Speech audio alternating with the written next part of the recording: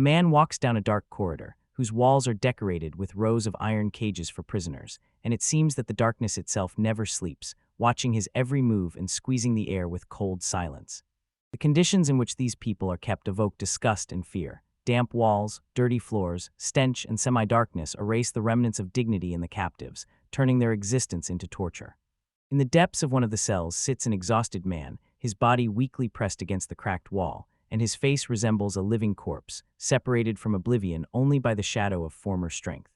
The old man stops by the cage and addresses the prisoner named Zhu, his words sounding firm, almost commanding, informing that a job has appeared that cannot be postponed. His task is simple and cruel. He asks Zhu to take the lives of the heroes, and this short phrase cuts through the oppressive silence of the dungeon like a blade.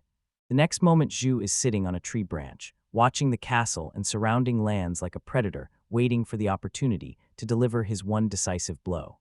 His gaze is cold and unwavering. In his mind echo words that in 3 days there will be a celebration at the Guild of Heroes, which may become the beginning of a bloody massacre.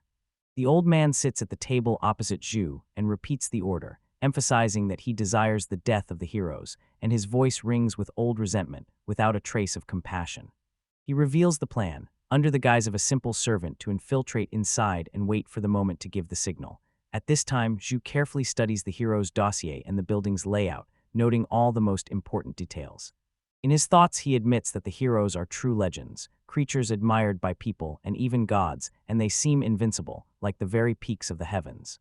These warriors managed to destroy 4 great demon kings and turn their numerous armies to dust, once again proving that nothing is impossible for them.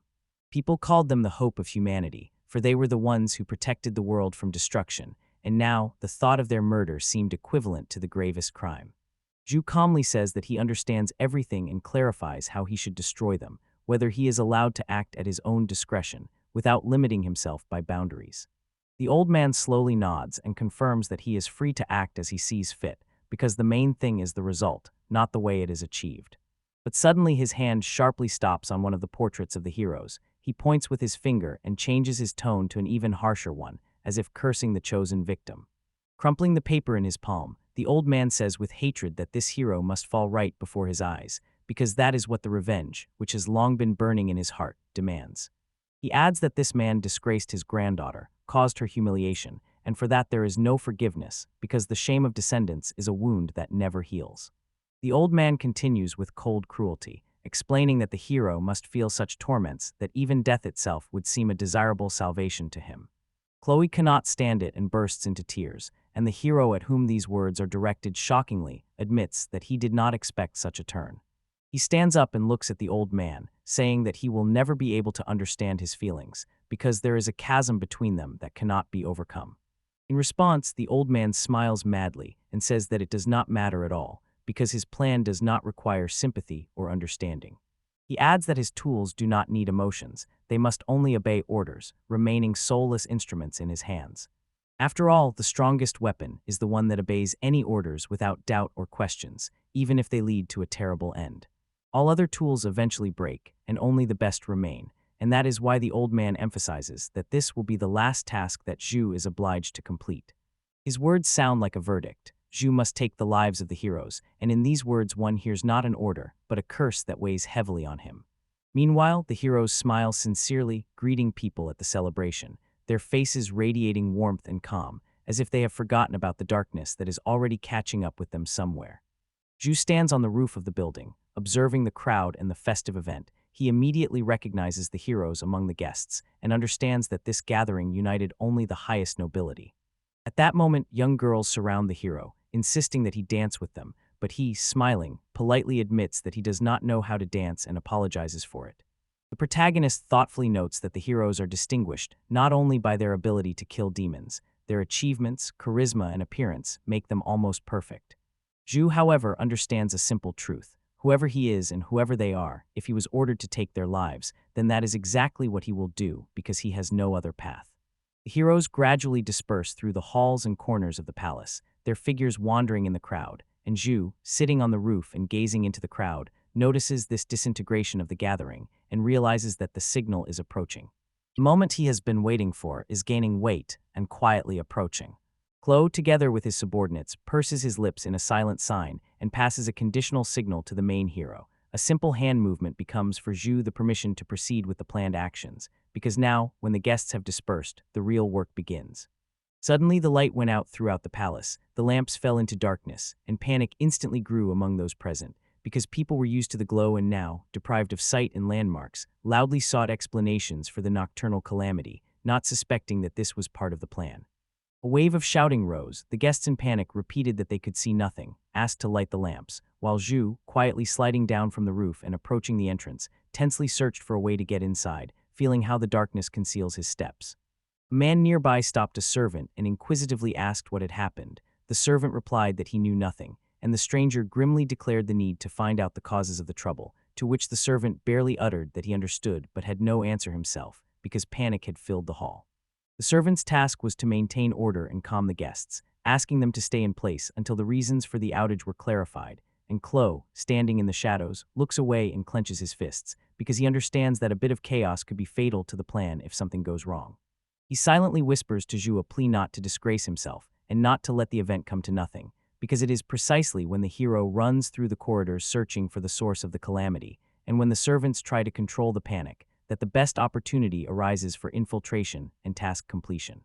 Using the building's maps and his intuition, Zhu calculates that one of the hero's rooms must be nearby, and cautiously moving through the corridors in the semi-darkness, he listens to every sound, because even the faintest rustle can point him to the goal and save him from a fatal mistake.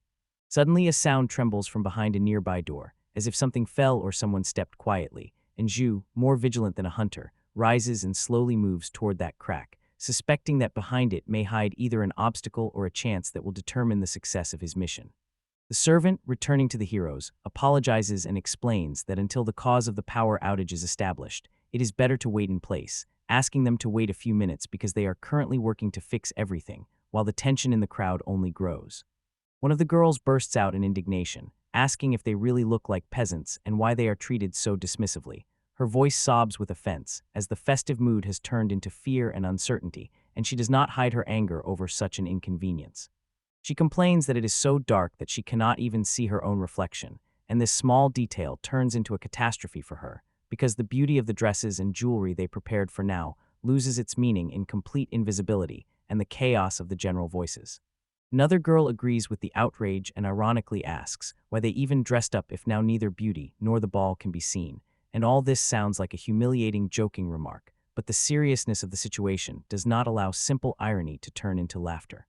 A large woman, tired and irritated, says she wants to go home and eat properly, because such adventures overshadow the festivity of the evening, and the servant apologizes again and tries to calm her, promising that everything will be resolved as soon as possible.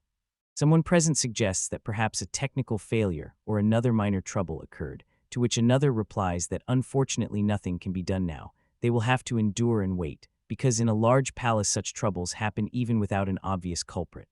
The servant feels a ray of hope in his heart and asks the girl to use magical light, but she says it is demanding and exhausting, because maintaining the glow in the darkness requires strength she may not have, while the crowd waits and endures. Then a boy suggests having fun and passing the time a little while everything is being fixed, and the servant agrees, because a collapse of mood will not help, so they begin to look for ways to distract themselves, trying to reduce tension, though each heart keeps anxiety. Suddenly Lord Hero draws a dagger, and with a lustful smile says it is worth starting with games and taking up a crueler game, proposing to cut off a person's limbs and make a gruesome amusement from them. His words ring bloody and cause shock and screams in the crowd. Someone will remind that the minister recently banned turning people into toys, but the bold one replies that if he sets him on fire, he won't say anything, and they decide to start with the right hand, while the servants scream in horror because the situation borders on inhumanity. Zhu recalls the old man's words that this very hero stained the honor of his granddaughter, and the offense pulses again in his chest, as the memory of humiliation turns any act of revenge into a task that cannot be postponed, because the shame of descendants does not fade. The protagonist does not doubt the order, but at the same time a confidence ripens in his thoughts that these heroes truly deserve death for the things they have done, and at that moment he steps forward, relying on the determination pulsing in his veins. He whispered to the servant not to be afraid, because they will give him such painkillers that he will not feel pain, but suddenly someone heard a strange sound and raised his head, noticing the open door. The question sounded sharply. Who is there? And a tense silence reigned in the hall for a moment. Zhu appears in the doorway, half wrapped in darkness and light. His figure looks unfathomable and dangerously focused, as if he has already stepped into the abyss and is only waiting for the moment to carry out the order that knows no mercy. The people in the hall do not understand what is happening. Their glances dart from sadness to incomprehensible fear, because a stranger appeared at the moment of chaos, and no one knows if he is an enemy or a mad jester, but the tension grows every second. Zhu coldly explains to those present that he came to take the lives of the heroes. His words sounded like a verdict, and there is no request or hint of bargaining in them, only a clear mission that stands in his heart and which he must fulfill. Mr. Hero begins to laugh loudly, feeling this situation as a ridiculous farce. He finds it absurd that someone dared to interfere in the solemnity, and his loud laughter disperses a part of the fear, turning everything into a bold mockery with a threat. He called him a fool and decided that the light was turned off on purpose, so first they will deal with the servant who, in his opinion, should know more, and promised that they will deal with him later, because his place is in the circle of entertainment and punishment. The hero decided that he will have a lot of fun with this man yet, because he likes to drag out the intrigue and amuse himself over the confused victims, so he addressed his comrades with the intention not to rush the verdict, but to make a spectacle. The comrades are already beginning to protest, considering such a decision unfair and rude. Some raise their voices, calling not to delay and to act according to honor, and the crowd momentarily splits between the desire for revenge and the thirst for spectacle. The servant howls for help, begging not to leave him alone in the hands of this crowd, and the protagonist, with a cold smile, only remarks that they face danger every day, as if emphasizing that for them risk and suffering are a usual state, and the plea seems futile. He wonders whether these people still fight like true heroes, or if their courage has long been broken by the madness of numerous deadly duels, and while they argue about the next amusement, Zhu hears them deciding who will be the first to measure strength with him, as if choosing who will be sacrificed for the spectacle. Mr. Hero declares himself the winner with a mocking gleam in his eyes, his voice sounding proud, as if a simple victory in a lustful game has already brought him satisfaction, and he does not doubt that it is he who is destined to open this bloody spectacle. The boy suggests that his uncle should start, and at that moment the uncle draws a sword, heavy with name and habit of victory, and his stance silently prepares the hall for a new wave of cruelty, because for them fencing is not an art but a way of life. Mr. Hero mockingly notes that it is strange. This man looks more like someone who takes life in the shadows, not someone who comes for an honest duel, and with this mocking remark, he emphasizes his confidence in his own impunity. Zhu thinks in response that this is a valid observation, since usually his victims do not even have time to notice his presence. Their eyes go out before they understand to whom the last breath belongs, and this invisibility was part of his style. Yet now the situation is different, because there are reasons to act unusually. He carefully takes out his weapon, understanding that in this competition simple techniques can be decisive, and under the cover of darkness he prepares to show what his skills are worth. He thinks that before the disappearance of the hunter Catman, he wanted to test his own strength against those whom everyone considers invincible, and Mr. Hero laughs in anticipation of the spectacle, because for him the duel is a chance to emphasize his own greatness among the crowd. Suddenly Hero shouts that this will be fun, and without hesitation rushes to attack the main hero, his movements quick and daring, each strike a demonstration of confidence, because he is sure that before him is just another amusement in the collection of victories. Zhu skillfully dodges the first attack, his body molded by silence and precision, and in the moment of battle, awakens that cold clarity which allows him to control the space around, to timely sense and neutralize the threat of death at arm's length.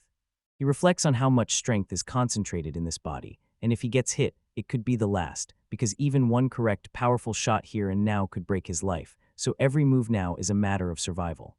The guys strike blow after blow, but Hero dodges with grace and ease, laughing and provoking new attacks, as if inviting the opponent to show even more, because for him this duel is not a fight for life but a performance where the main thing is the beauty of movement and excitement. The protagonist does not waste time on panic. He carefully analyzes his opponent's style, feeling that his strength lies in the simplicity of the strike and skillful concentration, and to win against such fighters, especially demons, no complex schemes are needed, only cold calculation and precision.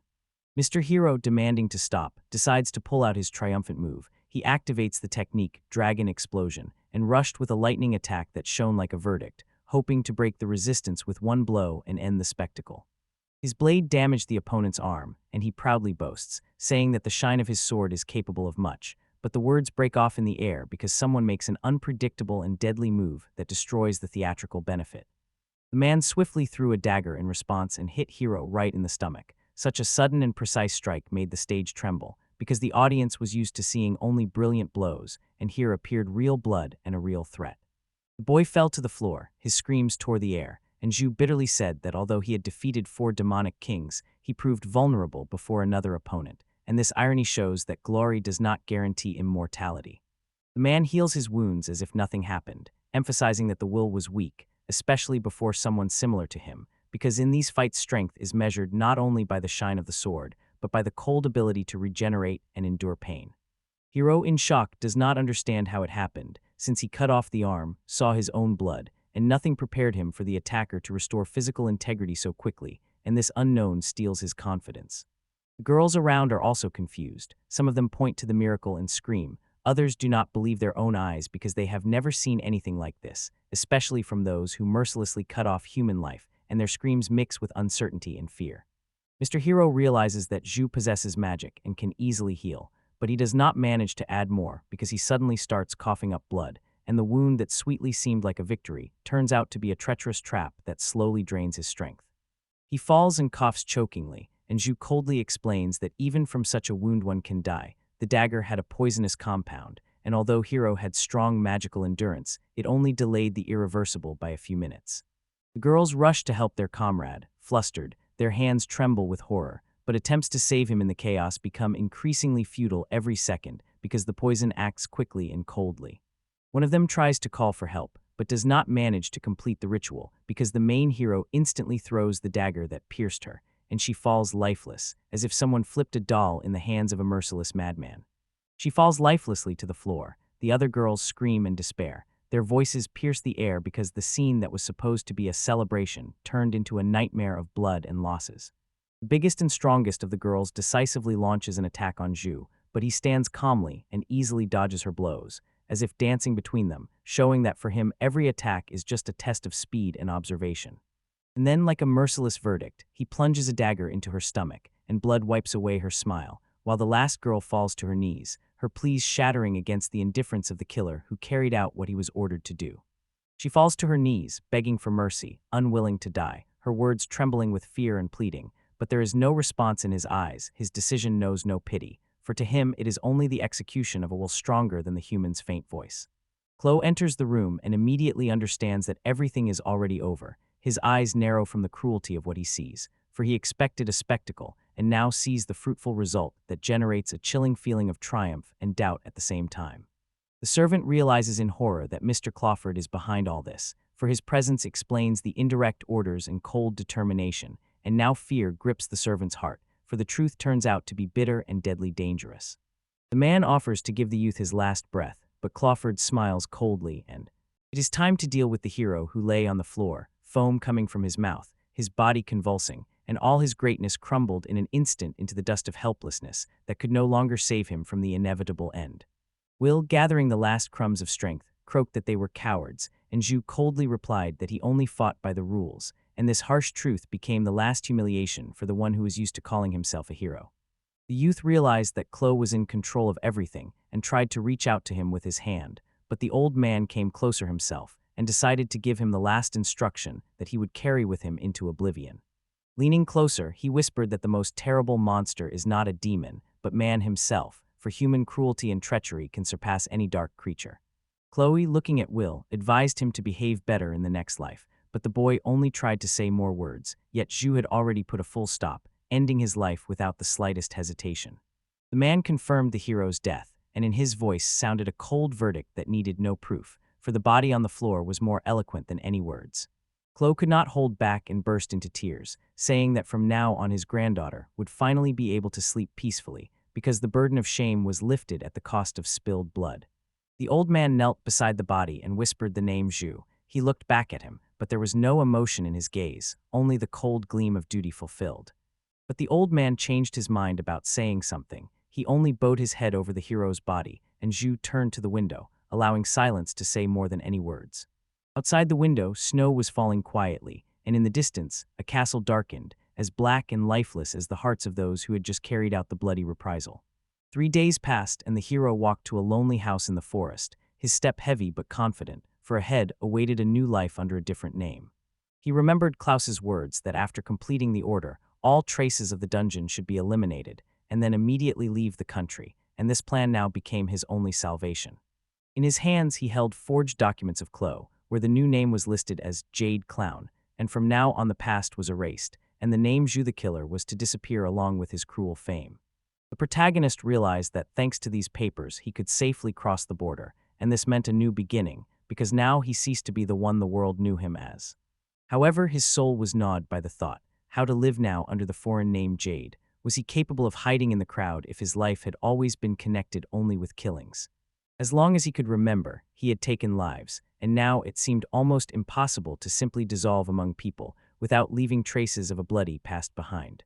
Realizing the futility of existence without purpose, the hero decided to do something reckless. He took out a dagger and already raised it, as if intending to put an end to himself with his own hand. But suddenly a small notebook fell out of his bag, and this accidental fall stopped his hand, as if fate itself intervened to remind him of something greater. He did not understand how the notebook ended up among his things, and he remembered the conversation with the girl who once asked him if he had ever tasted cake. Then he answered Kachai that he had never tried it, and asked her about it again, and she sincerely admitted that she had never tasted such a dish either. Kachai told how today she met a man who was carrying a cake for his daughter, round, soft, decorated with edible flowers, and her eyes shone from the very description. Zhu did not want to believe this story, but insisted that it was probably incredibly tasty, and this simple imagination touched the depths of his heart. Kachai decided to add this desire to her list of things she wanted to do, and this entry seemed like a small ray of hope amid the darkness of their world. She wrote that she dreamed not just of tasting the cake someday, but of delivering it to someone, and Zhu was surprised why she wanted it not for herself, but for others, and felt something pure in this. Kachai explained that the man never delivered the cake because Zhu took his life, and this once again reminded him that behind every death lie the shattered dreams of others. The young man then said that he would definitely leave this place and become free, that beyond it he would no longer want to kill, but live as a simple person, without blood on his hands. Jade reviewed these notes left by Kachai, and before his eyes her figure appeared again, full of dreams and hopes that contrasted with his dark fate. Closing the notebook and pressing it to his chest, he realized that dying now was still too early, because someone had to fulfill those small dreams instead of her. The man set off deep into the forest, where the silence was thick, and the trees seemed to listen to his steps, and every movement brought him closer to a new life he did not yet know. He approached the cliff and said that it was impossible to fulfill all the items on the list, but at least he would try to embody them instead of Kachai, so that her dreams would not die with her. He says that he is a master of silence, hinting that no one will tell, because in his hands secrets are tempered by even bitterer oaths than fear. He decided to look at the world from the side, as if at a foreign stage where life continues without him, and thought that returning memories as a gift to himself is not such a bad idea for a new beginning. Before his eyes unfolded a magnificent picture of nature. The bright sun touched the mountains, waterfalls fell into the river, forests rose like a green sea, and high above the earth majestically floated an island that seemed like a fragment of another world. Zhu, the one who took the lives of heroes, died along with his name, and now a new page was beginning, life under a different name, the life of an ordinary person deprived of the shadow of the past. Once he was a killer called Zhu, but now, when the legendary heroes had fallen, he decided to be reborn, casting aside blood and slaughter, to live a new, albeit difficult existence. The news spread throughout the Elgard Empire, causing tears and sorrow. Some were certain it was the demon's revenge, others cursed the warriors for negligence, and hundreds of rumors spread in every city.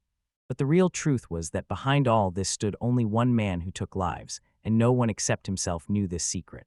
Because that person no longer existed, now he was Jade, and it was Jade who finally reached the kingdom of Insar to take the first step in a new life.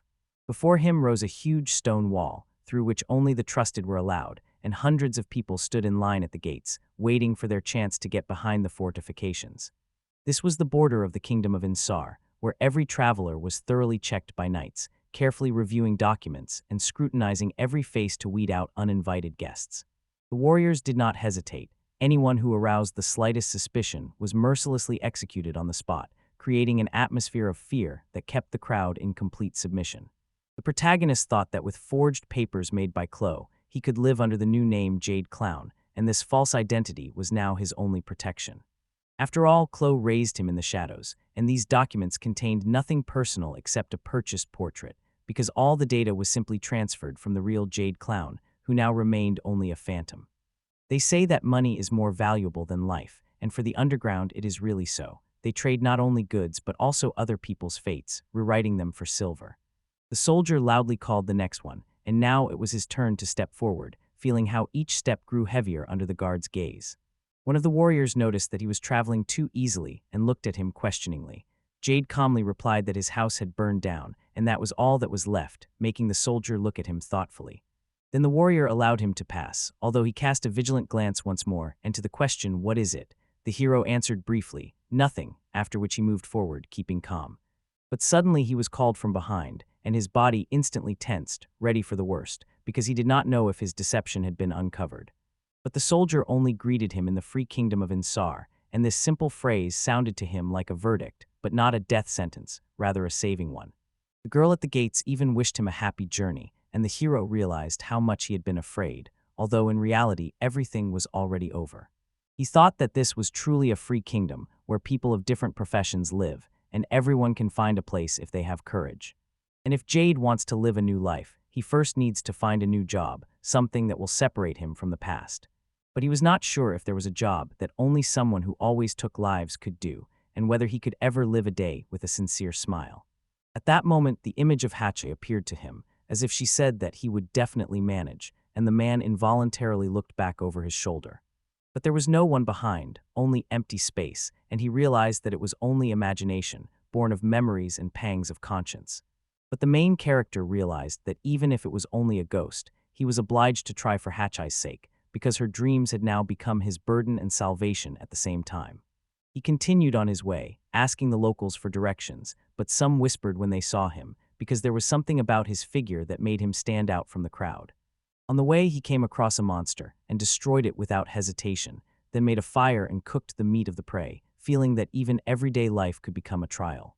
3 days passed, and the hero was already standing on the streets of the city, where he noticed a queue of people stretching past the square. That was where life was bustling, and he stopped to take a closer look. He heard people saying that new settlers were arriving here, which meant that among the crowd he could remain unnoticed, and also possibly find work here. Finally, his turn came, and he felt that he was standing on the threshold of a new stage, where every breath could give a chance or become a new beginning for a man who was once a killer. The soldier ordered him to show documents and personal belongings, and the young man handed over everything he had without hesitation, demonstrating full readiness to pass the check, since his new life was at stake. The scribe noticed that he carried very little with him and assumed that the young man had nowhere to go, so he came here. The young man confirmed, adding that he was looking for a place to settle and find work. The guard grimaced, covering his nose, and said that he gave off a strong smell that no one would want to hire him for. There were no questions about the documents, so the hero was let through. The soldier advised him not to cause problems and to get rid of the stench as soon as possible. Jade politely thanked him, understanding that this day had brought him the first step to freedom. He thought that even here there were soldiers, and maybe his combat skills would come in handy, but so far he had only been involved in taking human lives. Now he was completely free, and any job under the sun seemed acceptable to him, as long as it was not connected with killings. Walking through the streets, he noticed that people smelled an unpleasant odor from afar, so he realized that first of all he had to find an inn and wash up. He managed to find a small local hotel and checked in there to have a roof over his head for some time. Standing under the shower, the man wondered how long it had been since he last washed. Now he had 10 days to arrange his life and not return to the past. He took with him only a knife, notes, and 3 coins. Suddenly, there was a knock on the bathroom door, complaining that he was washing too long. Jade opened and apologized to the man. He just waved his hand, allowed him to pass, and Jade thanked him for his patience. Lying on the bed, he sighed heavily, feeling how different it was from that cold cot in the dungeon where he once had to sleep. He did not even remember when he last rested on such a bed, and he felt that it was easier to breathe. For the first time, his night passed without murders and blood. Suddenly, he remembered Hachi's words about the dream of sleeping on a soft bed and realized that he had fulfilled another item from her list. And then unexpectedly, he sneezed loudly. He realized that this bed was not so good after all, so he needed to find a job faster and move to a better place to feel real comfort. The next day, he set out to the city to look for a job, full of determination to change his life. Yesterday, he did not have the opportunity to look around the streets because he went straight to the inn. Now, a bustling city spread out before him. Along the streets stretched shops, and he was sure that among them there would be a place where he could earn money. Stopping near the armory, he looked carefully into the window. He thought that the things there were not bad, but too expensive. If he failed to get a job, he would have to wander the city again and look for other workshops.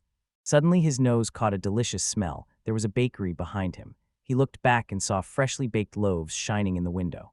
They looked surprisingly appetizing, and he thought that he had not seen anything so simple and at the same time attractive for a long time. He remembered that since he left the Empire, nothing good had happened to him. All the money was already spent on the room. Then suddenly an idea struck him. A girl from the bakery approached him and asked if she could help him with anything. Jade, with a stern face, said that he wants to work here, and his words sounded almost like a threat. The girl asked fearfully if he really wanted a side job, and he inquired what needed to be done to be hired, her gaze filled with fear. Suddenly another man appeared and sharply asked what was happening here. The girl called him the director, and the hero said he wanted to talk to him, but he didn't even listen and kicked him out as if he were a thief. The door closed in front of his face, and he realized that he had to look for another place where he could find at least some earnings. He went to many establishments in search of work, a restaurant, a pharmacy, a flower shop, and even a kindergarten, but everywhere he was refused. The hero did not understand what was happening. There was no place for him anywhere in the city, as if life itself was pushing him away from new opportunities. He had not yet had any serious business, and besides, he looked terrible. His face was tired, and his clothes resembled a sack more than anything else. So it was no wonder that he was refused everywhere, because people judged more by appearance than by substance. He had a choice left to become a soldier or an adventurer, but suddenly the man pushed the girl, ordering her to retreat, and she collided with the hero. He, surprised, asked if everything was all right. She replied that she was fine and even smiled, saying it was good that he was not carrying anything in his hands. Suddenly, sharp cries rang out around. The woman screamed for someone to catch the thief. He had just snatched her bag. The stranger pointed out that the very man who had pushed her was the culprit. The thief rushed to run through the narrow streets, clutching a stranger's bag in his hands. The girl said confusedly that these streets are too confusing. It is impossible to catch the nimble one, but Jade calmly said that he would follow him. The stranger also wanted to rush after him, but the hero was already gone. At that moment, a soldier appeared and asked what had happened. The girl only looked around in surprise, not understanding where that man had gone. Meanwhile, Jade sat on the roof of the annex and carefully watched the prey. His target hid between the buildings, but from above he saw her perfectly. It remained to wait for the moment when the thief would stop in a deserted place. His experience as a killer was not something to be proud of, but if he could help in this situation, there was no point in hesitating. The thief, finally stopping, was breathing heavily and confidently muttering that no one would definitely catch up to him here, and decided to check the contents of the stolen bag. And suddenly Jade quietly appeared behind his back. He grabbed the thief by the neck with a firm motion. The latter instantly fainted, and the main character smiled bitterly and admitted to himself that he always gets nervous when he has to strangle someone, because he loves breaking and destroying too much. It seemed to him that leaving someone alive is much harder than taking a life, and this thought sharply lodged in his heart. Now he would have another story for Kachai, because the more such memories, the better. Picking up the bag, he made sure it was a little dirty, but everything inside remained intact, so he decided to return it to its owner as soon as possible. Coming out from behind the corner, he met her gaze, and the woman immediately recognized her item. Jade wanted to hand her the undamaged bag, but she suddenly screamed that he had stolen it. The woman accused him of stealing her own item, and the crowd immediately buzzed, pointing fingers at him. Once the hero killed an evil landowner, thereby helping the empire, but even then he did not feel joy because he understood, it does not matter who the victim is, it is still murder. And now he was again convinced that death cannot be the meaning of life, so he must find something else worth living for. He ordered the thief to stop nonsense like thefts, because he understood that it is a path to the abyss. He wanted to return the bag to the woman as soon as possible, certain that she would be glad to have it back. But instead she shouted louder and louder that he was the one who stole the bag, not even letting him explain. Jade did not understand how it happened that now everyone considered him a criminal. The soldiers ordered him to stand still. He thought for a moment to run away, but realized that would only confirm his guilt. So he put the bag on the ground, raised his hands, and said he did not steal it, but on the contrary, returned it. He explained that he was accidentally nearby when the thief snatched the bag, and then he chased after him and returned it to the owner. The soldier coldly asked what he did with the criminal. Jade replied that he stunned him and left him in the red light district. But the policeman only frowned and said that the hero was trying to deceive him, since it was quite far from the main street to the red light district. The soldier noted that not even 10 minutes had passed, so it was impossible in such a time to catch up with the criminal, neutralize him, and return back, especially with so many witnesses. He suggested that the hero wanted to take advantage of the chaos and escape, but the attempt failed. Jade did not know what to say to be checked honestly, since people around whispered that he really did return the stolen item. For the first time, Zhu did a good deed, but now he was being accused without grounds, and he thought it would be easier to really run away than to prove his innocence. But suddenly a voice sounded from the crowd asking to wait. Someone was persistently making their way through the people, heading towards the soldiers and the hero. It was the same stranger. She declared that this man did not steal anything, and the hero immediately recognized her. The girl explained that they were together in the square when everything happened. She also wanted to rush after him, but he turned out to be faster. She insisted that before accusing anyone, the real thief should be found. One of the soldiers muttered that if he had already woken up and fled, it would be hard to find him. However, they still asked Jade to show exactly where he left the criminal. Jade looked at the girl and nodded with gratitude, and she responded to him with a light smile. Together, the soldiers, the woman, and the hero, they headed to the alley where he neutralized the thief. The warriors were surprised to see an unconscious man there and asked Jade again if it was really him. The hero confirmed every word. He was released, and the soldiers and the woman herself sincerely apologized to him. When the thief was finally caught, the hero thought the whole situation was terrible, but at the same time he sighed with relief, feeling that the truth had won. He looked at the noisy street, where life was flowing again in its usual course. He thought that everything could have turned out completely differently, and only thanks to that girl he avoided trouble. If he meets her again, he will definitely thank her. The hero decided to continue looking for a job, because first he should take care of himself before helping others. He had already gone around all the shops on the street and realized that in such a state he would not be given a chance anywhere. But suddenly, he noticed a hardware store. He remembered that sometimes killers hid behind similar establishments, but he sincerely hoped to leave the past behind. Rejecting these thoughts, he decided it was not the time to be picky and stepped over the threshold. His eyes widened in surprise at what he saw. Everything around amazed him with its elegance. He especially noticed the clocks, each of which was made with extraordinary craftsmanship. He suggested that this work could have been done by an experienced old master or a girl with a refined taste. He even thought that today was a day off since the shop was open, but there was no one inside, so he called out, asking if anyone was there. And suddenly a burly bearded man appeared, greeted him, and offered to show him a large assortment of goods. The man smiled, and a brief silence fell in the shop. Jade first looked at the goods, then shifted his gaze to the owner himself. Something about him did not match his expectations. He directly asked if this man was the director and received an affirmative answer. The hero apologized, but the other assured him that he was used to such things and asked what exactly the young man was looking for. Jade replied that not goods, but work, and he would like to stay and work here. The man repeated his words about work instead of goods and laughed loudly. The hero looked at him in surprise, and he apologized and added that the young man was really funny. Jade could not understand whether the director liked him. He wanted to add something, but the man politely declined. The shop is small, there are enough people, and new hands are not needed at the moment. The hero was saddened again by the refusal, but the man advised not to lose heart, promised to visit sometimes and help if possible, because every meeting could become an opportunity. Suddenly a girl appeared at the door and asked why it was so noisy here. The hero immediately recognized her, and she smiled and said she was glad to see him free. Jade briefly told her about the situation. The girl understood that he was looking for a job and said that it was a great idea to start a new life. She explained to the director that this man caught a thief and helped a stranger woman, so she is confident that he will cope with such a task at work as well. The men exchanged glances, hesitating, but the girl added that such an assistant would be very useful for Mr. Leslie. The director gave in to her persistence, winked, and said that the hero would start working tomorrow. Stana rejoiced and noted that she was worried. Due to back pain, it would be difficult for him to manage affairs on his own. Leslie thanked the girl for her care and admitted that he was healthy, but his back really let him down, so she was right, he better not overexert himself. The girl turned to Jade and said that not everything should be blamed on Mr. Leslie. He is too active, so help is needed. Then she asked his name. The hero automatically wanted to answer, Zhu. But he came to his senses in time and said that now his name was Jade. The girl gave her name, Stana. and the director said to just call him Leslie.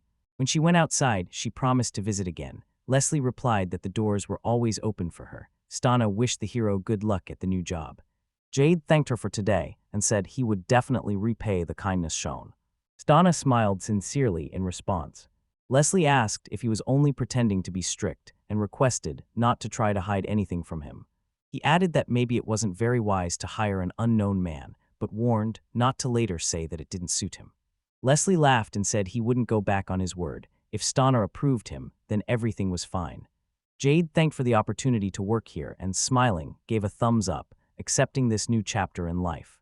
But Leslie immediately warned not to expect a high salary. The business was barely holding on. Jade replied that he would be glad even for what would just allow him to survive. The director announced that the shop was closed for today and asked to come tomorrow morning to explain everything. They said goodbye. Jade walked down the street thinking that now he had a job, and the main thing left was not to ruin it at the very beginning.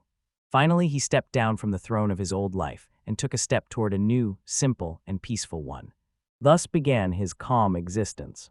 At that moment, another man knelt, feverishly apologized, and promised to try harder next time, but he was abruptly interrupted. The man in the suit coldly ordered to stop the excuses and answer one question: what about the blue drops? He hesitated and said that at first everything went well, but during the escape he was caught. The man reminded him of the words that they would definitely be able to escape, which is why he entrusted them with the task. But in the end, ordinary soldiers captured them. But the boy assured that it was someone else, since he saw the soldiers themselves only later, when everything was over, and their appearance had no significance to the initial fight. The man only became more interested, asking who it was, but in response he heard, "He does not know." Among the soldiers, no one had any information about the mysterious attacker. This angered the man. He thundered that is all he is capable of, just watching the soldiers and gathering crumbs of rumors. The prisoner tried to justify himself, but it was too late. The next moment he was cut in half, and a cold voice sounded, "Do not dare to shift your own failures onto others' shoulders." He added that such a person is of no use to the city, and that is a danger, especially when strong personnel are needed. The one who was captured should have died before revealing secrets. Everything must be reported urgently. Suddenly he began to frantically beat the already dead body and shout that he was tired of paying for the mistakes of these fools who only disgrace his name. The guards at the door stood stunned, but when he came out, they sharply ordered to clear the premises to remove all traces.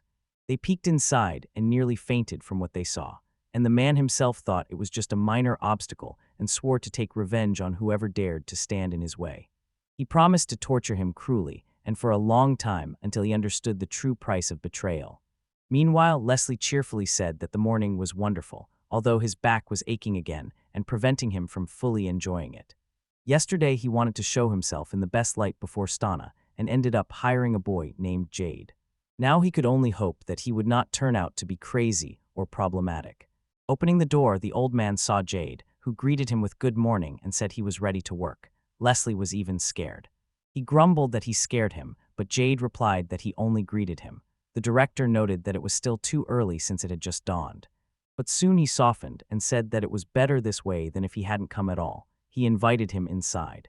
Entering, Leslie showed around and explained that this was his shop called Black Cat.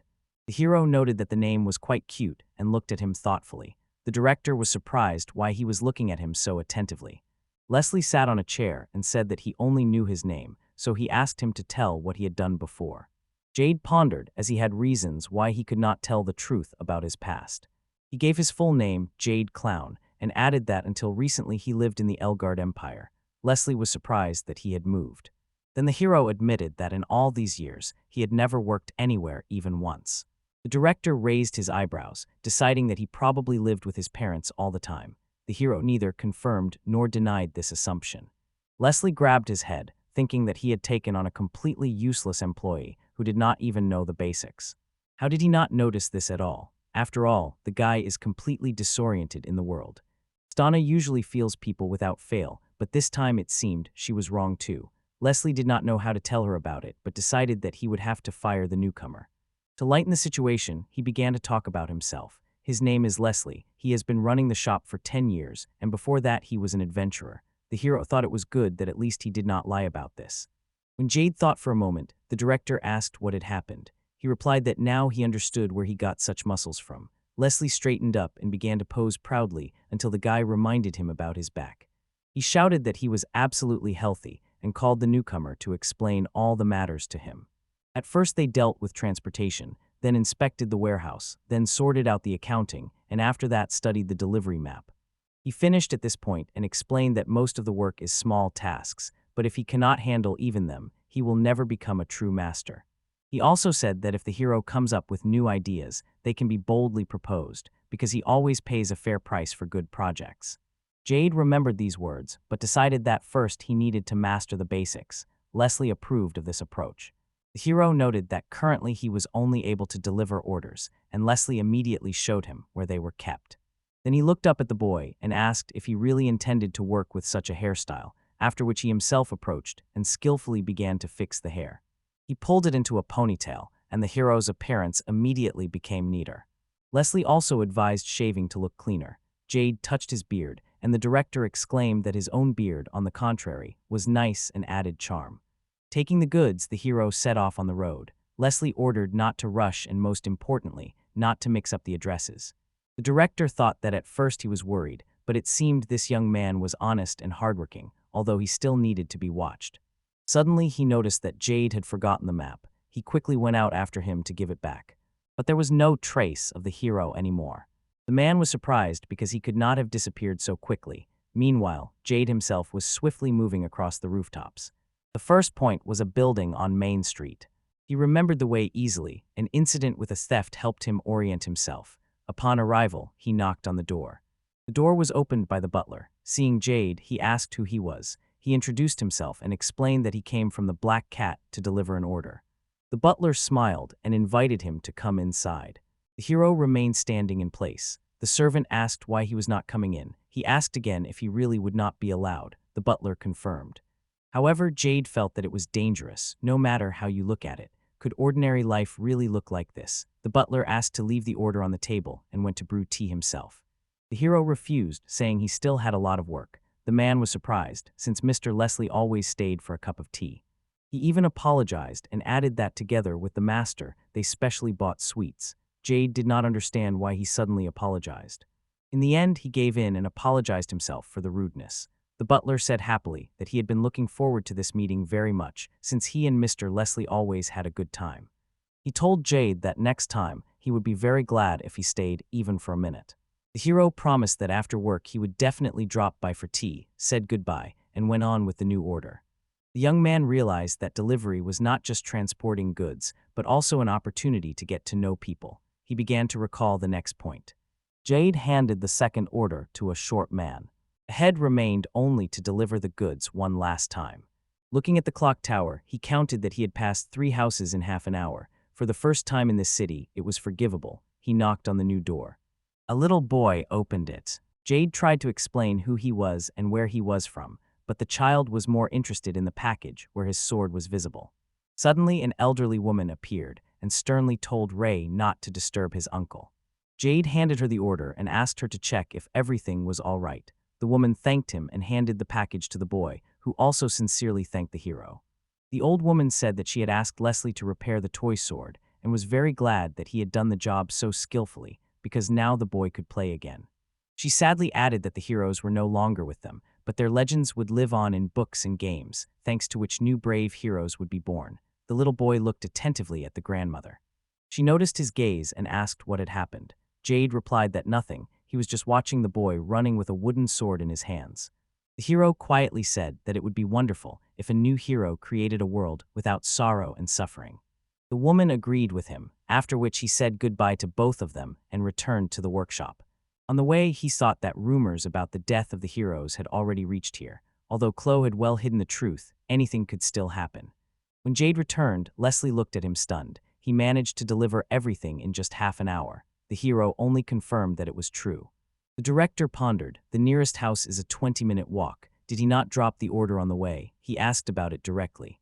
Jade objected. Leslie nodded, but decided to check everything personally.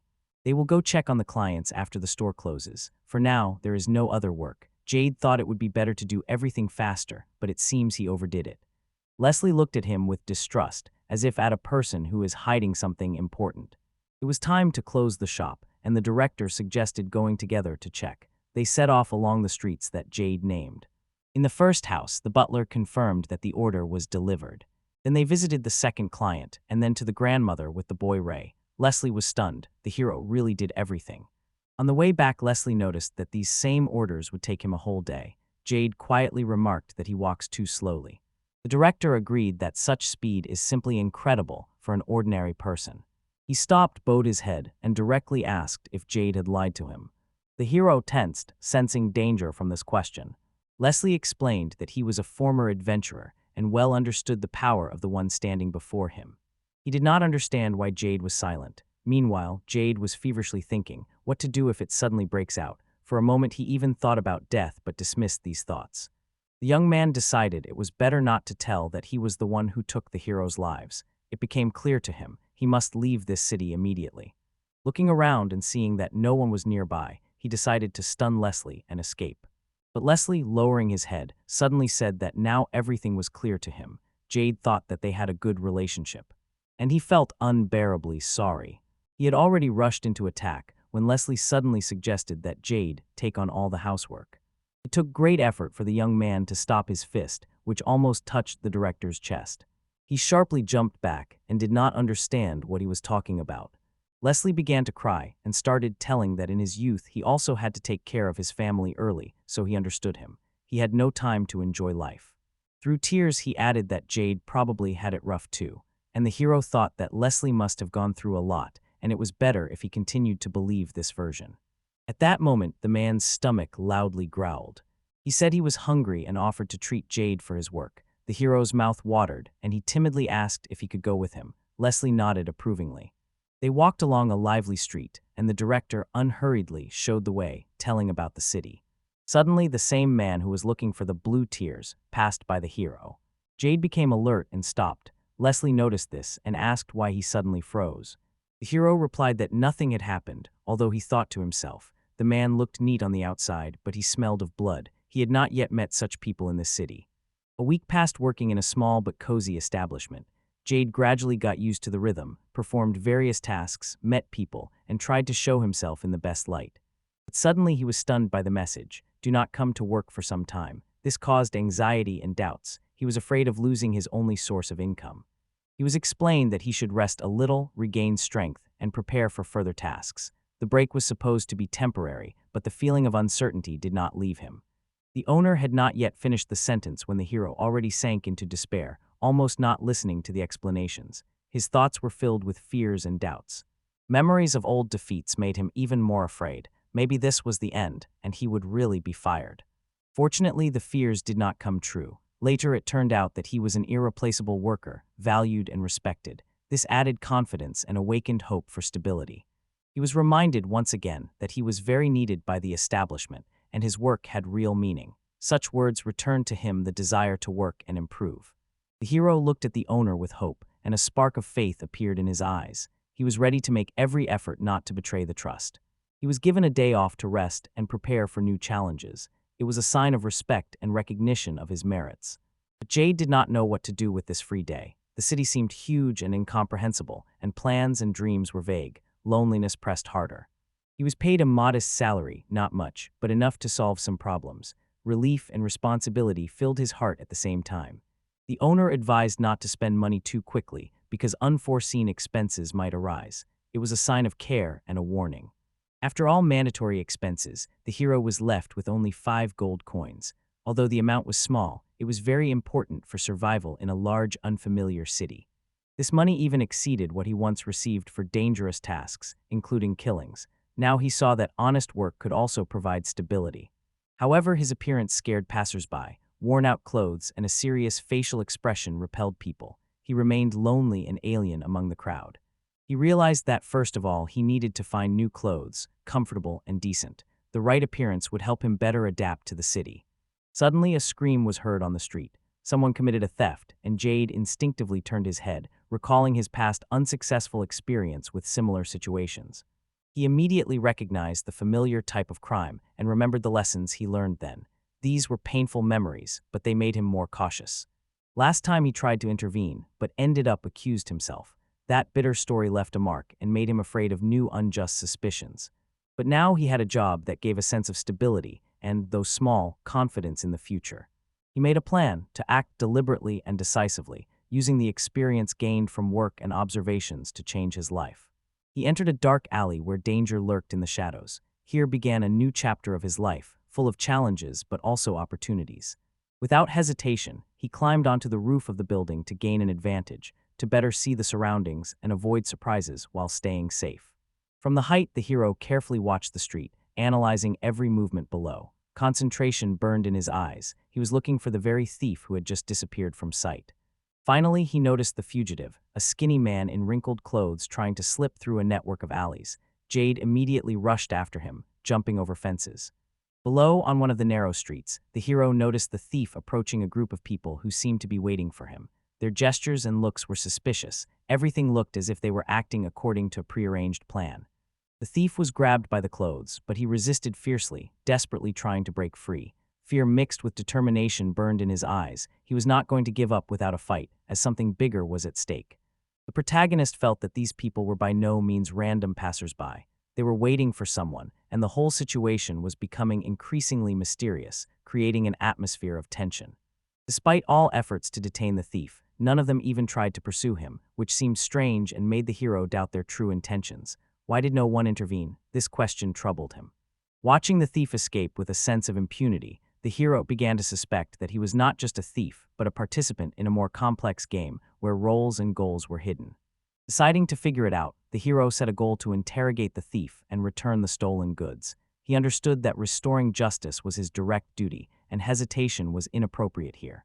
A crowd had already gathered on the street. People stood still in anticipation, noticing that no one was trying to stop the criminal, and this caused doubt and confusion. The villain himself looked confused and even frightened. He clearly did not expect such a strange turn of events, and his face showed a mixture of horror and bewilderment. Passers-by did not know how to act. The desire to help battled with the fear of intervening, and this internal conflict was reflected in their hesitant reaction. Taking advantage of the moment, the hero grabbed the thief and dragged him into a dark alley, hoping to avoid unnecessary eyes and settle things alone.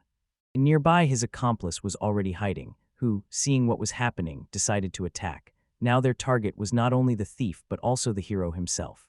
The goal changed. Now they hunted not the criminal, but the one who dared to capture him, wishing to get rid of the dangerous witness. Pressing the thief by the shoulder, the hero tried to understand the motives of the accomplices and their interest in him personally, asking why they intervened right now. At that time, one of the accomplices felt the absence of his comrade and began to anxiously prowl the streets, fearing betrayal or exposure. They rushed to search for the missing person, straining their eyes and ears, for without him their plans could be ruined at the most inconvenient moment. But the hero had already managed to climb onto the roof together with the captive, securing himself temporary shelter and time to prepare for further actions.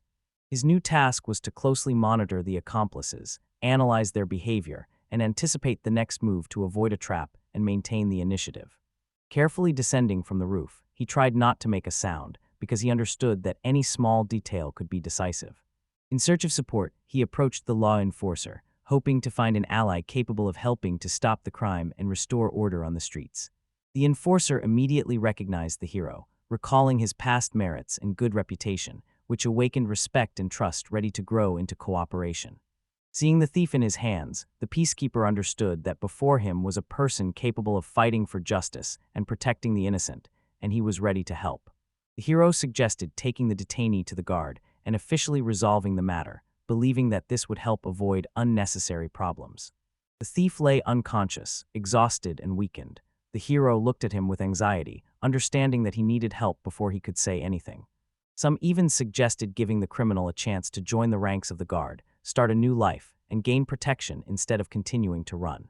But the thief stubbornly refused. Freedom was more important to him, even if it meant living outside the law and constant danger. The hero remembered that he worked in a tool shop where useful things were sold. This earned respect from the guards, as honest work was highly valued in the city. The enforcer smiled and promised to definitely visit the shop, either to support the young man or to get acquainted with the assortment for his service.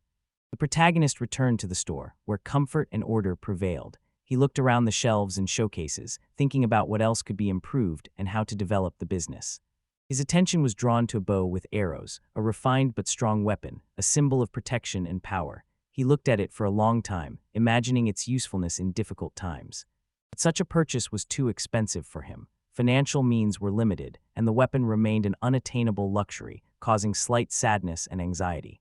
In the very center of the city, prices were extraordinarily high. Even simple things cost unbelievably expensive, which complicated life for ordinary residents and newcomers, forcing them to count every coin. But the protagonist managed to find a few necessary things in the store at an acceptable price, and this gave hope that he could settle without extra expenses in the big city.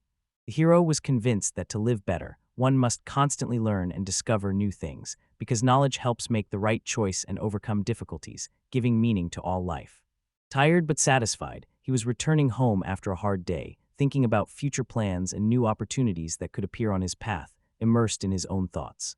Suddenly on the road he met Stana, a girl he had not seen for a long time, but with whom he associated warm memories and hopes for true friendship.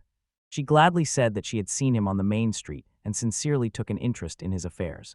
Her sincere attention warmed the soul, adding confidence to the hero.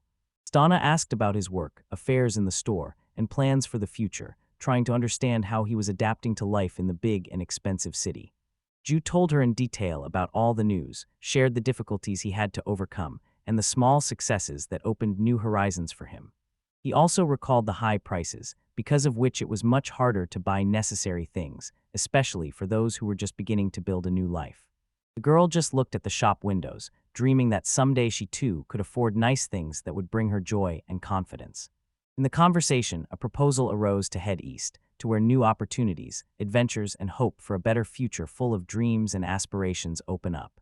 Stana sincerely admitted that she would like the hero to go with her, because together it is easier to overcome trials and achieve the desired. Before the departure, she began preparing, gathering necessary things, planning the route, and carefully selecting clothes for different weather and situations. Stana chose outfits attentively, combining beauty and practicality to look dignified and feel confident during the journey. The hero also tried on clothes, checking if they suited his style and would add confidence in a new environment among strangers. And the choice turned out successful. Both the girl and the shopkeeper were satisfied. The clothes fit well, highlighted strong points, and seemed to symbolize a new stage in life. Ju increasingly thought about weapons, understanding that he could not do without them. Dangers occurred often, and being defenseless was too risky. Realizing that surviving without good protection was difficult, he decided to find reliable weapons to have a chance to save himself in case of an unexpected threat. The girl showed him a weapons shop hidden in a quiet alley, where swords, bows, and other means of defense were sold, a place rarely visited by foreigners. In that same narrow street, Jade unexpectedly ran into Stana's acquaintance and was surprised to see someone from her past in such a secluded place. The girl hurriedly apologized for not noticing him earlier, excusing herself with the bustle and rush, although her voice sounded nervous and concealed anxiety. The hero looked at her carefully, trying to assess her sincerity and understand whether he could trust her or should expect treachery.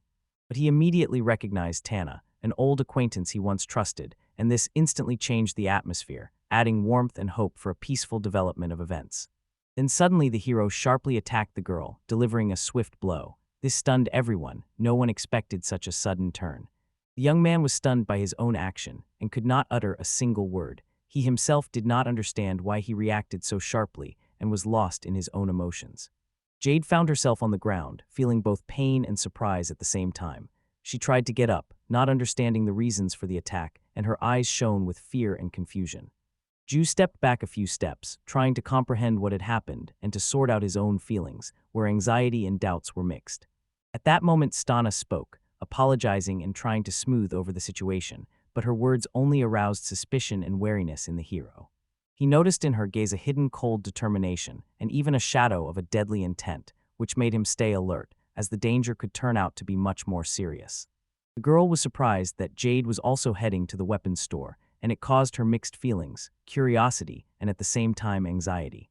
Stanatej searched for a weapons shop, preparing for possible threats. She understood that in this world weakness costs lives, and decided to be armed and ready for anything. Jade suggested going together, because it is easier to help each other and protect against dangers lurking at every step when in company. The hero agreed because he understood that in a group the chance to survive and overcome difficulties was much higher. It was important for him not to be alone. She introduced herself as Avan, wishing to keep her distance and protect herself. The name sounded confident, and she hoped it would be taken seriously. Despite this, the girl looked around suspiciously, not rushing to reveal her true intentions, wary of betrayal or deceit. The hero also did not trust the surroundings, carefully scrutinizing everyone, trying to guess their intentions and decide whether he could rely on these people. Even quietly asked the hero to accompany to the store so as not to go alone through this neighborhood. Anxiety and a desire to be under protection sounded in the voice. Jade nodded. He remained silent, watching him. Confusion and doubt reigned in the soul when words are lost due to the overly complex situation. Meanwhile, the man casually communicated with Jade, politely and kindly. His light manner seemed contradictory given the troubling memories. The Jew remembered how this man hit the girl, and anxiety flashed across his face. Memory made him doubt the sincerity and watch him more closely. In their circle, he had a reputation as dangerous, someone better not to get involved with. His actions and rumors about him caused fear even among the brave. The hero sought to deal with this villain, to understand the true motives and reasons for his behavior, to protect companions from danger. The man looked intently at the hero, as if trying to penetrate his thoughts. In this gaze, a hidden threat and a challenge were felt at the same time. In reality, he was simply skillfully playing the role of a good person, hiding his own intentions behind a mask of friendliness, which was only a convenient cover. The antagonist calmly stated that he did not intend to take Jade, trying to calm the surroundings. However, ambiguity remained in his words. His behavior slightly confused Jade, who did not know how to react to the strange statements and contradictory gestures of this man. To avoid tension, Jade decided to go ahead, leaving the others behind. This showed his desire to distance himself and reflect on everything alone. Later, Stana reproached him for his behavior, expressing concern and warnings about possible consequences. Strict care sounded in her words. For the hero, Stana's safety was the most important, and he was ready for anything to protect her, focusing all his strength and thoughts on this. Ivan felt a watchful gaze on him, as if someone was watching from the shadows. This made him wary, change his behavior, and hide his true intentions. Finally, they reached a shop that looked old and neglected, but this place was important for their further plans. Cracks on the walls, peeling paint, and faded signs created an atmosphere of decay, but it was here that the needed things could be found. The man accompanying them clearly did not want to go inside. His gaze darted around as if he sensed danger or did not trust the place at all. Stana confidently approached the owner and greeted warmly. It was clear they knew each other well and had good relations, which eased the tension a bit. Inside the shop stood a thick layer of dust that immediately caught the eye. In addition to the dust, there was also stuffiness. Despite the old furniture and a tap in the corner, the atmosphere here was heavy. Jade walked between the shelves, looking around carefully and trying to find the shop owner to ask questions and learn the necessary details. The hero examined the goods, looking for something truly useful for future events. His gaze carefully slid from one item to another. Among everything, he noticed a sword made of green mineral, a strange and mysterious object that immediately caught his attention. Nearby, he found sturdy armor that could provide reliable protection in battle. The hero wondered whether he should buy it for himself or his companions. Soon he found a seller who could talk about the product and help with the choice. His calm and confident voice inspired trust, making the process much easier. The seller provided the companions with important information that could influence their future plans. His words were precise and helpful, aiding in better understanding the situation. Stana tried to wake someone, possibly to get help or draw attention to an important event. Her actions showed vigilance and readiness to act quickly. The hero recognized the girl, which aroused his interest and surprise. This knowledge could affect their interaction and the further development of events. The men in the shop became interested in Dan, carefully examining him and discussing among themselves. Their interest was obvious and could turn into either help or danger. It turned out that he was a gnome, which added an unusual element to the situation. His origin could influence the perception of his role in the company and subsequent events. The girl pointed to the men nearby, as if warning about possible danger or excessive curiosity on their part. Her serious look made everyone become alert. The gnome asked with interest what exactly those people, whom the girl pointed to, wanted. His voice was attentive and serious. He sought to understand their intentions. Ivan unexpectedly handed his sword to the gnome, demonstrating trust and willingness to cooperate. This gesture impressed everyone, as the sword was not only a weapon but also a symbol of status. Dan carefully examined the sword, studying every detail, the quality of the metal, the hilt, the weight, and the balance. His experience allowed him to quickly assess the weapon's value. The gnome asked with interest where this sword came from, as its origin could reveal much about its magical properties. This made the young man wary. The hero was confused, not expecting such attention to his weapon. His surprise and slight embarrassment were expressed in his gaze and uncertain movements. Stana considered the sword an ordinary souvenir and did not give it much importance, remaining pragmatic and indifferent to small details. The gnome, however, looked intently, assessing the quality of the metal and the craftsmanship, demonstrating professionalism and deep knowledge of the armory trade. Finally, he accepted the order, agreeing to fulfill the hero's request. This became the beginning of trust and cooperation, which inspired hope. He asked to wait a little, promising to return with the necessary items. Patience and waiting were necessary for the success of the matter. Pandan left the shop, and the rest continued to examine the weapons and goods. His departure was calm and confident. The girl decided to find something suitable for the companion, showing care and attentiveness. She carefully browsed the shelves in search of what was needed. The hero had a budget of 2 silver coins, which had to be spent wisely, choosing only the most necessary. This forced him to approach purchases carefully.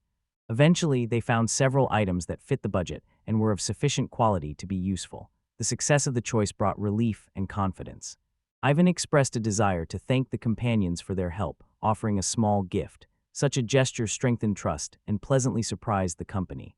Stana took the initiative into her own hands, confidently managing the choice of weapons. She gave advice, selected swords, and tried to do everything as efficiently as possible. The hero was offered several swords to choose from, each with its own advantages. He carefully studied each one, evaluating which would be the most comfortable and useful. Some of the company tried on the weapons, feeling their weight, balance, and comfort in the hand. They swung the blades, checking how suitable the swords were for battle.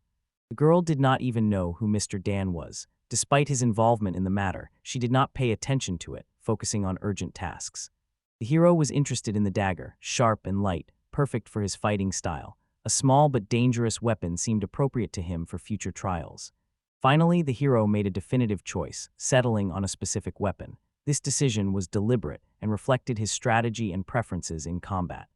Ivan was surprised by this decision, considering the dagger too weak compared to the sword. His surprise was expressed in skeptical comments and looks. The chosen knife was quite old, with visible signs of age and use, but it was precisely this that gave it character and special value, which the hero appreciated. The antagonist advised taking a better weapon from the assortment, trying to persuade him to give up the old dagger. His words sounded persistent and somewhat contemptuous. Ivan noted that it was easier to cut off an enemy's head with a sword, hinting at the blade's crude but quick effectiveness. His argument was simple and straightforward, reflecting his own view of combat. Suddenly, the man pressed the knife to the hero's throat, demonstrating threat and power. The tension in the air intensified, and it became clear that the situation could get out of control. But the hero calmly replied that he had already made his choice and was not going to change it. His confidence and calmness testified to strength of spirit and unwavering determination. The man in the suit only smiled in response. There was no aggression in his smile, but there remained ambiguity that maintained the tense atmosphere. He suggested practicing on mannequins to test their skill in handling weapons. It was an attempt to divert attention and relieve some of the tension. Ivan drew the sword confidently, his movements smooth and his gaze focused. This weapon had long been part of his fighting style and a symbol of strength that attracted the attention of all present. The hero thanked Dano for the help and support, acknowledging his important role in their success. His words were sincere and full of respect, as without him much would have been impossible. The protagonist was the first to start training with weapons, demonstrating technique and skill. His strikes were precise and confident, every movement honed and deliberate. Jhu took the dagger in his hands, preparing to deliver the first strike to the mannequin. His eyes burned with determination and the desire to prove his own strength in battle. The girl struck sharply and accurately, directing the dagger at the target. Her technique impressed with precision and power, demonstrating the quality of the weapon and her own dexterity. After a successful strike, she applauded herself, sincerely rejoicing in the success. It was a small but important victory that added confidence and lifted her spirits. The quality of the knife truly proved to be high. It was sharp, light, and convenient to use, making it effective even in difficult situations. Ivan watched attentively, evaluating every movement and strike. His interest grew as the dagger exceeded expectations, and now he wanted to see the power of the sword. Now his attention focused on the blade chosen by the hero. He He waited for the right moment to test its true might in battle. The hero prepared to strike, his body tensed, and his gaze became unwavering. The air felt like the calm before the storm. With a powerful swing, he cut the mannequin in half, demonstrating impressive strength and precision. The wooden body cracked and split into two parts. The remains of the mannequin loudly fell to the floor, causing surprise and admiration among all present. This moment vividly testified to Avon's skill and the power of his strikes. Stana looked with wide-open eyes, amazed by what she saw. Her sincere admiration showed that she did not expect such might from him. Pandan slowly handed over the sword, showing trust and respect to the company. His calmness and confidence confirmed the quality and value of the weapon. The hero apologized for the broken mannequin, demonstrating responsibility and respect. His sincere words only added to his authority in the eyes of others. The gnome praised them, noting the high level of skill and mutual understanding in the group. His kind words inspired and lifted everyone's spirits. The workshop owner inquired if they planned to buy anything, offering assistance. His attentive gaze and friendly voice radiated professionalism. He paused, carefully assessing the situation and waiting for a response. His behavior showed concentration and readiness to provide the best solution. The girl expressed a desire for the hero to take the sword, considering it useful and important for the company. Her opinion carried weight and was taken into account by all. However, the protagonist decided to leave only the dagger, explaining his decision with his own reasons. His choice reflected his style and personal combat preferences. The group left the shop, filled with confidence and readiness for new adventures and challenges that awaited ahead. The gnome stayed in the shop, calmly continuing his work and waiting for the next visitors. His calmness created an atmosphere of coziness. Dan approached the broken mannequin and carefully examined the damage. He understood that restoring it would be difficult or impossible. He quietly said that the mannequin was no longer repairable, accepting this fact and preparing for the next tasks. His words sounded calm but resolute. The armor looked powerful, but it had a huge hole. This immediately caught the gnome's attention, who could not believe that such strong protection was damaged so easily. The gnome carefully examined the damage, noticing that the hole went straight through the armor, indicating a strike with immense force and precision, his gaze fixed on the metal. Then he shifted his eyes to the mannequin wearing this armor. Analyzing the shape and location of the damage, he tried to understand the trajectory and force of the blow. The gnome's conclusion was obvious. Only a dagger in the young man's hands could have caused such a result. He recalled how sharpness and blade handling technique can pierce even the best defense. The young fighter pierced the armor with this dagger, which simultaneously caused surprise and respect. Even high-class armor could not withstand the precise and powerful strike. Although this armor was considered the strongest in the shop, the young man managed to pierce it. It was an exceptional case, and the gnome did not hide his admiration, as even among experienced warriors this happened rarely. He imagined the blade passing through the mannequin and armor, feeling the power and precision of the strike. This clearly demonstrated a real threat to any armor. Dan, peering into the chest, searching for the dagger forged by his master, found a rare and valuable blade, a symbol of craft and tradition, a testament to skill. But the sought blade was not found in the chest, which upset Dan. For him, it was not just a weapon but a part of heritage and a symbol he highly valued. The hero believed that an ordinary adventurer would hardly pay attention to such a dagger. It was too unique and complex to accidentally fall into the wrong hands. The gnome did not pay much attention to the hero, considering him not very significant for now. His gaze remained fixed on the armor and weapons. Meanwhile, the company was already walking down the street, discussing what they had seen. They shared impressions and made plans, trying to form a strategy for the future. In the conversation, ideas and questions, proposals and jokes were heard. The communication was lively, creating a sense of true unity and team spirit. Avon walked ahead, separating from the group. His steps became increasingly quieter, as if he was rushing to an important meeting capable of changing events. A man with a serious face awaited him, who immediately began asking questions. He was interested in whether Avon had managed to restore the sword, on which important plans depended. The man's stern gaze pierced Avon, and his voice sounded demanding. The state of the weapon determined matters of great importance, and he demanded an answer. In response, Avon sharply waved his hand, and the man screamed in pain. His ear was cut off instantly, which stunned everyone around and showed ruthlessness. The man fell to his knees, writhing in pain and shock. His face was distorted. He could not come to his senses, realizing the seriousness of the wound received and the hidden warning. After that, Avon went to the nearest bar, ordering a drink. He needed to relax and clear his head after the tense meeting. He sat on a high stool, looked around, and quietly took a sip. In the noisy establishment's atmosphere, he tried to calm down and focus on the next steps. In his thoughts, the hero's movements appeared again, precise, fast, and deadly. These memories were both captivating and frightening, reminding of dangerous power. The hero could instill fear even in the most experienced warriors. This feeling was impossible to ignore, as it indicated a threat that would have to be faced. Now Avon became interested in the protagonist, wanting to learn more about him.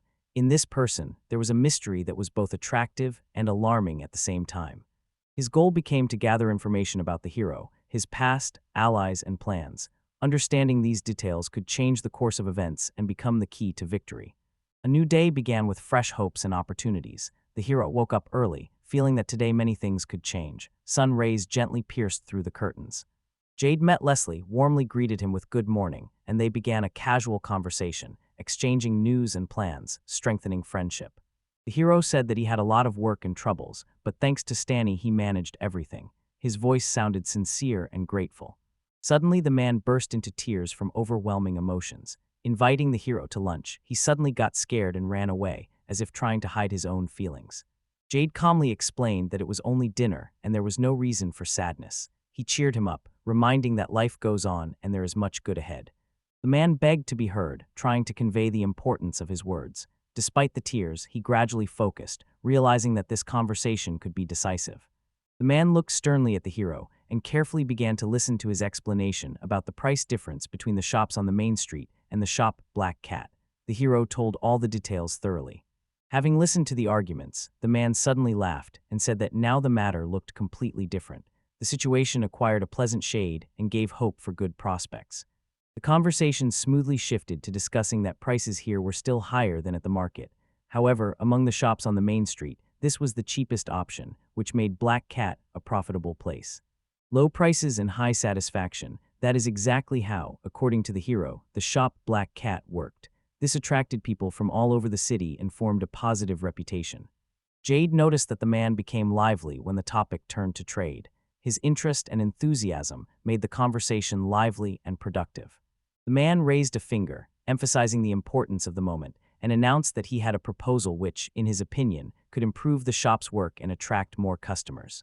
He suggested hanging prices for some goods right on the signboard to attract the attention of passers-by and make choosing and buying more transparent and convenient.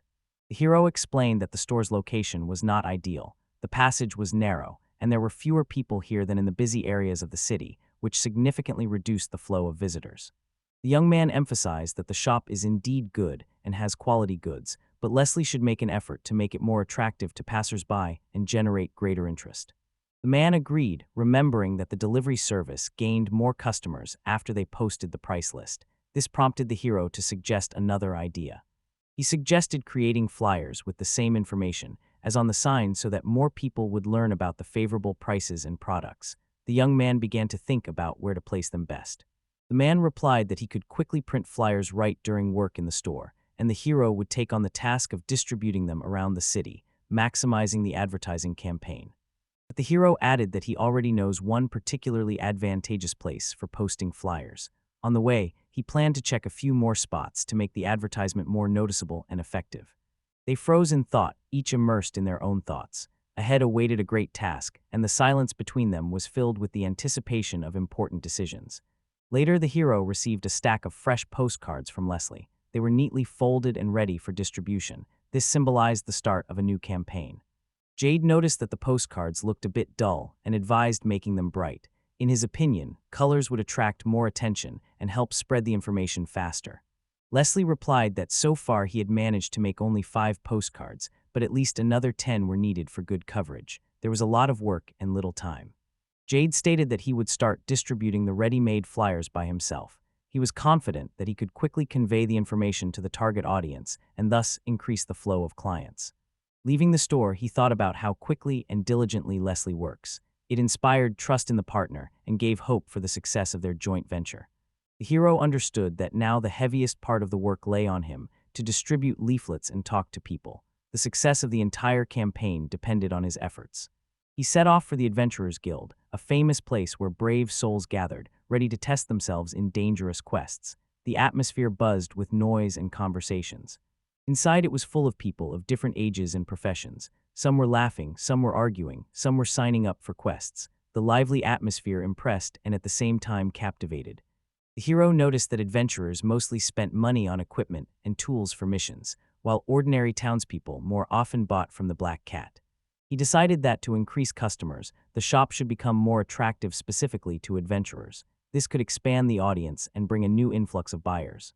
A long line formed at the registration desk. Some were waiting for new quests, others were discussing completed tasks, and some were simply awaiting news.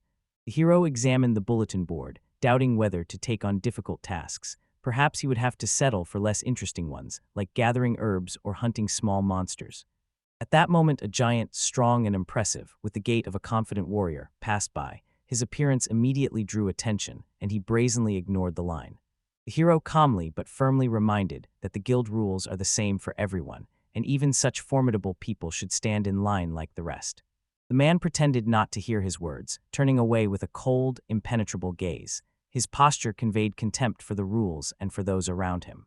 Smirking maliciously, he said that a mouse squeaked somewhere, trying to humiliate Jade and show his superiority. His words sounded like a challenge. The hero recalled that these three were rookie adventurers who had recently made a name for themselves. They tried to impress with strength but had not yet earned the guild's respect, and their threats were empty noise.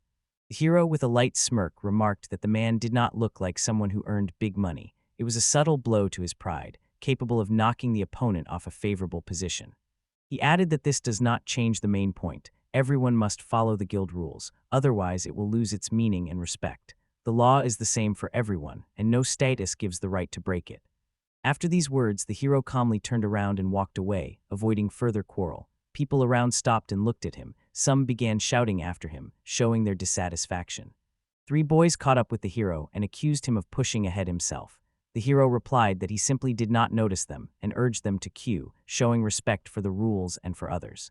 He emphasized that everyone has eyes, and if it is clear how to stand, one should not break the order for personal gain. Rules exist for everyone without exception. One of the men sarcastically remarked that the hero was a weary old man pretending to be powerful. He inquired what kind of postcard was in his hands, trying to put him in an awkward position. Looking at the sheet, the man snorted disdainfully and said that it was not even a real postcard, but a blank piece of paper, without any value or meaning. His words sounded mocking. The hero looked at him calmly, showing no irritation, and the man repeated that it was just trash, trying to humiliate and unsettle him, but he remained unshaken. Jade paused for a moment and quietly apologized to Leslie for the rush with the flyers. He realized that he should be more serious and patient, as haste leads to mistakes. Remembering Leslie, the hero realized that with his arrival the work became more interesting and lively. The partner brought inspiration and support, helping to overcome difficulties, and together they could achieve success. Unexpectedly, the vile man declared that Jade was interfering with his business and rudely pressed the hero's head down with his foot, which was a clear insult and an attempt to break his dignity, causing tension. The hero frowned but remained silent, restraining his emotions. He understood that a sharp reaction would only escalate the conflict and create new problems. Calmness and restraint helped him maintain control. The man mockingly inquired what kind of facial expression Jade had, as if he was ready to fight, his tone bold and mocking, aimed at throwing the hero off balance.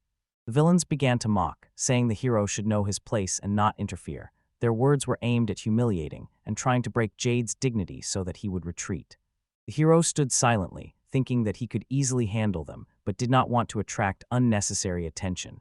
He understood that there were many people around, and the fight would quickly turn into dangerous chaos. Realizing that any abrupt actions would only cause harm, the hero decided to look for a more cunning way out. The noisy crowd could become an obstacle or further inflame the quarrel. Jay decided to distract the opponents to gain an advantage. He wanted to direct their attention to something unexpected and use this moment for a decisive move. Clenching his fist, the hero felt a small object inside, his hidden weapon. It was to become his trump card at the right moment, opening the way to a surprise strike. Suddenly, Jade threw an object into the air, and everyone instantly looked up, watching its flight. This distracted the villains and changed the course of the situation. The man looked at the object with surprise, not expecting such a turn. His face showed confusion and embarrassment. He had lost control of the situation.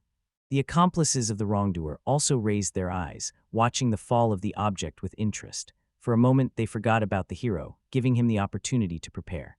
At that moment, the hero suddenly struck the man in the jaw. A powerful and precise blow turned the course of the fight in his favor. His gaze became wild and resolute, filled with strength and confidence in victory, which frightened the enemies and gave the hero an unbreakable image in the eyes of those around him. The blow was so strong that the man was thrown backward, he lost his balance and almost fell. This scene clearly demonstrated Jade's skill and strength. The spectacle amazed everyone. The hero looked many times mightier than his opponent, and his energy and strength captivated those present, as if an invincible warrior stood before them. The spectators froze with open mouths, not believing their eyes. It was both a shock and admiration. They saw true power that inspired both fear and respect. Later, all the troublemakers lay on the floor, exhausted and defeated. Their threat was destroyed, and the hero remained the only one controlling the situation and earning deserved respect. Jade calmly and confidently left the establishment, not rushing and not looking back. He knew he had won and could now walk with his head held high, leaving noise and chaos behind. As the hero walked away, a figure in the shadows watched him closely. This mysterious observer studied his actions and prepared his own plans. Jade walked down the street, thinking that he had managed to deliver and distribute flyers in the guild.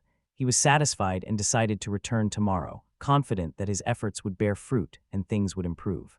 He planned to take even more flyers to spread the information to a wider audience. The more widely it was distributed, the greater the chance to attract new customers. The hero understood that only this way could success be achieved.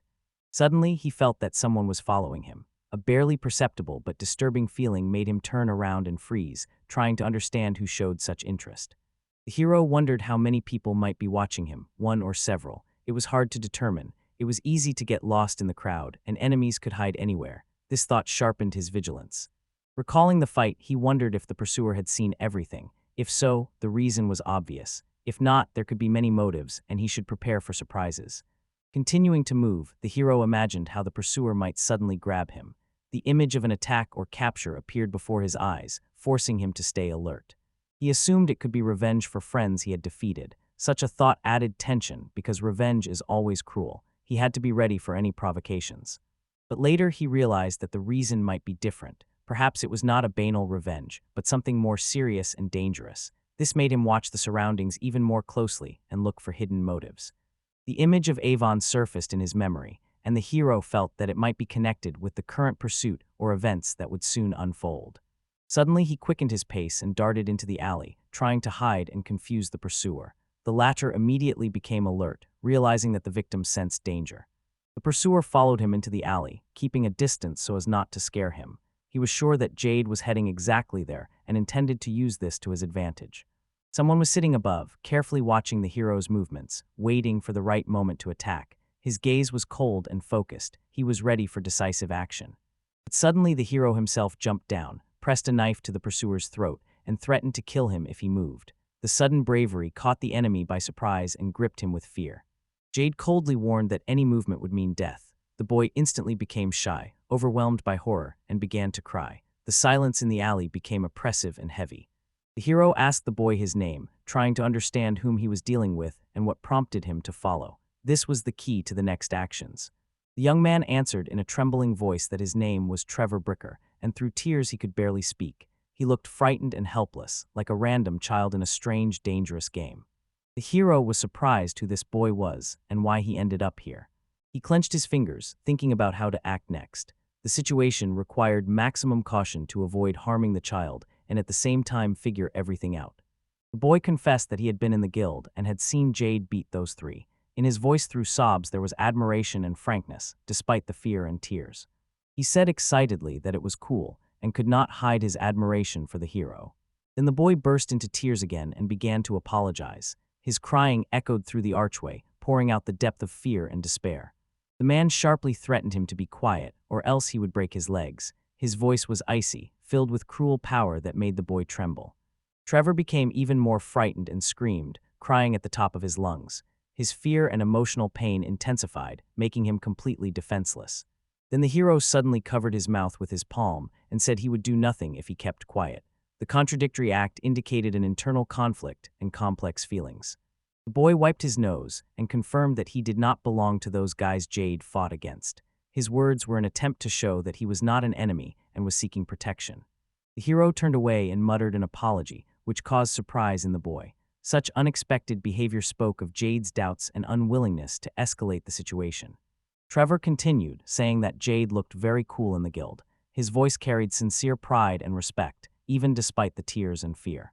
The man was a little confused by these words, and the boy immediately began to justify himself, fearing he had said too much. This emphasized the complexity of their relationship. Trevor admitted that he did not know exactly how Jade won, but everything happened too quickly. The man asked if everyone survived the fight, and anxiety appeared in his words. The boy said that those three always bullied him and thanked for the help. This was an unexpected turn and made the hero think. The hero decided that his fears were unfounded. The boy was clearly not an enemy and did not pose a threat. Rather, he himself found himself in a difficult situation and needed protection and support.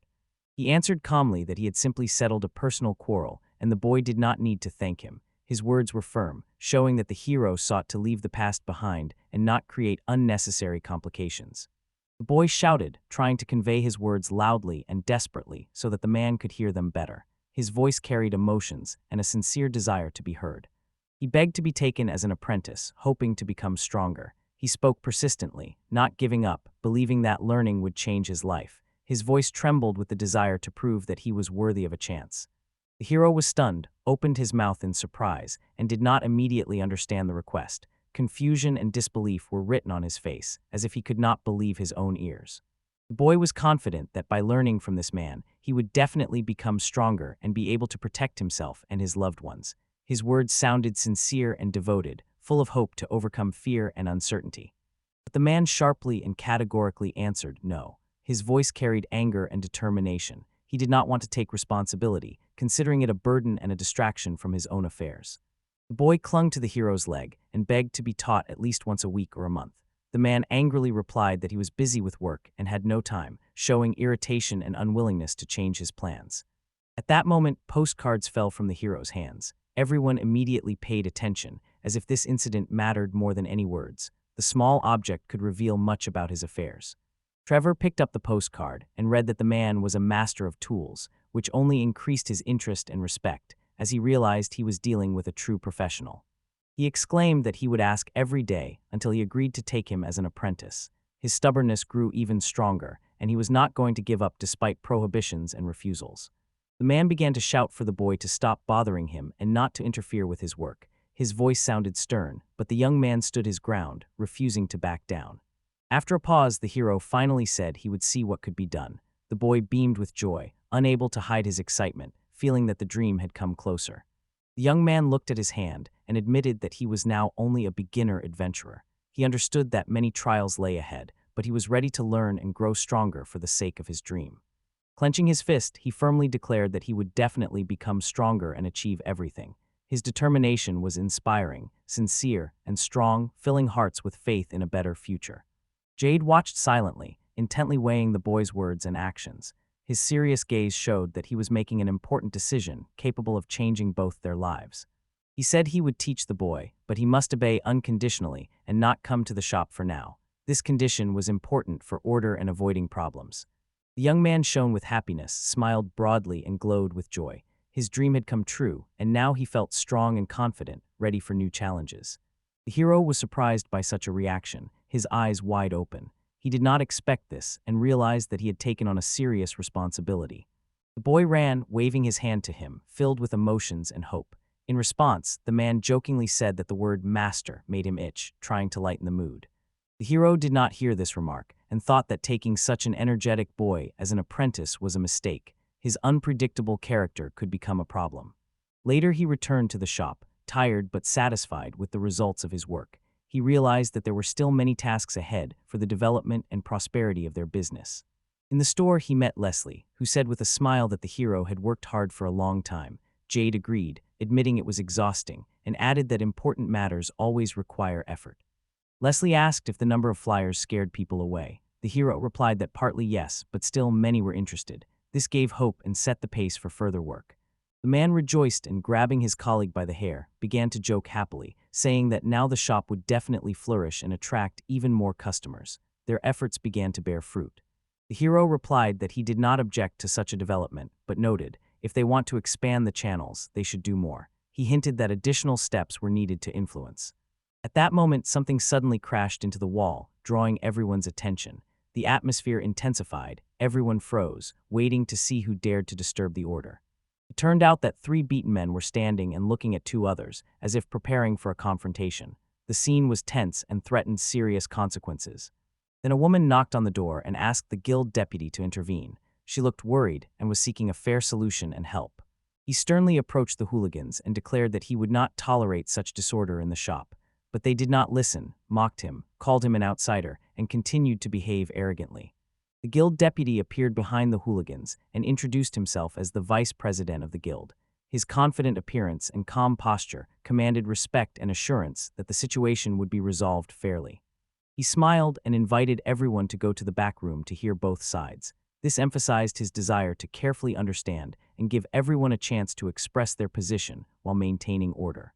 Jade sweated and trained persistently, performing strange exercises to develop his body and strength. He was exhausted from heat and fatigue, but did not give up, knowing that only daily practice leads to success. His methods seemed strange. He repeated the exercises thousands of times. Others looked at this with surprise, but for Jade, it was the path to perfection. His patience and perseverance gradually bore fruit. After finishing training, Jade felt slight fatigue, but remained satisfied with the result. He decided that time does not stand still, so he quickly prepared for new tasks and work. Something unusual was happening in the Adventurers Guild that day. The atmosphere was tense, and Jade understood that he had to make every effort to understand the brewing situation. Recalling yesterday's failures, he realized he had to try again. Failed negotiations forced him to prepare more thoroughly. Now Jade was sure he would give his all.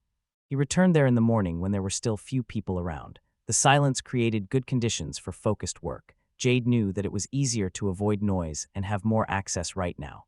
Approaching the reception desk, he heard the question about which task he wanted to complete today. Attentive employees awaited clear instructions, as the further course of events depended on his answer. Jade replied that he was not an adventurer, but wanted to post a flyer in the guild. It was an unusual request, but necessary for promoting his shop and attracting potential customers. He was refused, being told that only announcements with tasks are accepted. This is a strict rule, and the hero realized he must find a workaround to achieve his goal and place the advertisement. Jade suggested adding the task at the bottom of the postcard so that it would comply with the rules. He wanted to check if such a version would be accepted by exploiting a weak spot in the guild's restrictions. The women pondered and could not answer immediately, promising to forward the request to the administration. Their pause gave the hero hope, although he understood that the decision depended on higher management. At that moment, someone, smiling, remarked that he was just having breakfast. Jade looked surprised, trying to understand who had intervened and what role he played in the guild. The atmosphere immediately changed. It turned out that it was the president of the guild. The man smiled kindly, which slightly eased the tension.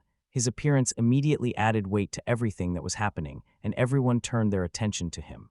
He introduced himself as Michael O'Brien, deputy of the guild. His name and official role commanded respect but also surprise in the hero, as Michael had a solid build and looked quite significant.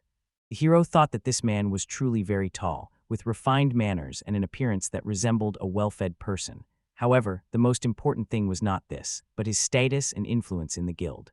Jade wiped his face with a handkerchief, lowering his gaze. He felt exhausted and tense, trying to hide his anxiety. His movements showed an inner struggle during the conversation. He was pondering what he heard and assessing the situation in the guild. His thoughts were focused on finding solutions and the best way to achieve his goal without breaking the rules. It seemed strange to him that there was no creak from the chair of such a large man. Jade was sure that the matter was not with Michael himself, but with something else. This detail caught his attention. The man inquired how he could help the hero. His voice sounded friendly and ready to cooperate, inspiring hope for a favorable resolution of the situation and an open dialogue.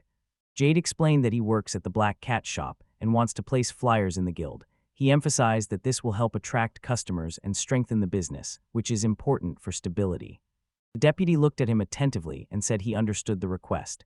His expression was serious, showing that he grasped the essence of the problem and was ready to help within the rules. However, he clarified that the placement of advertising posters is strictly prohibited, except for announcements with tasks. This restriction significantly limited opportunities and became a major obstacle for Jade's plans. The hero then asked if it was possible to place flyers if tasks were added to them, as the rule requires. He was told that the board was completely full and there was no space, which made the matter even more complicated. The world after the death of the heroes became darker. Troubling times came. dangers only increased, and people increasingly needed protection and help, which was reflected in the social moods. The number of demons killed was increasing, and along with it, the demand for mercenaries grew, creating a need for fighters and guards, supporting the guild but highlighting the surrounding threats. The hero noted that orders for tools from city workshops had also increased, reflecting the need for repairs and the creation of new means to combat dangers and sustain life. He was shown several announcements, small tasks such as delivery or household help. Although they seemed insignificant, they were important for the daily support of the population.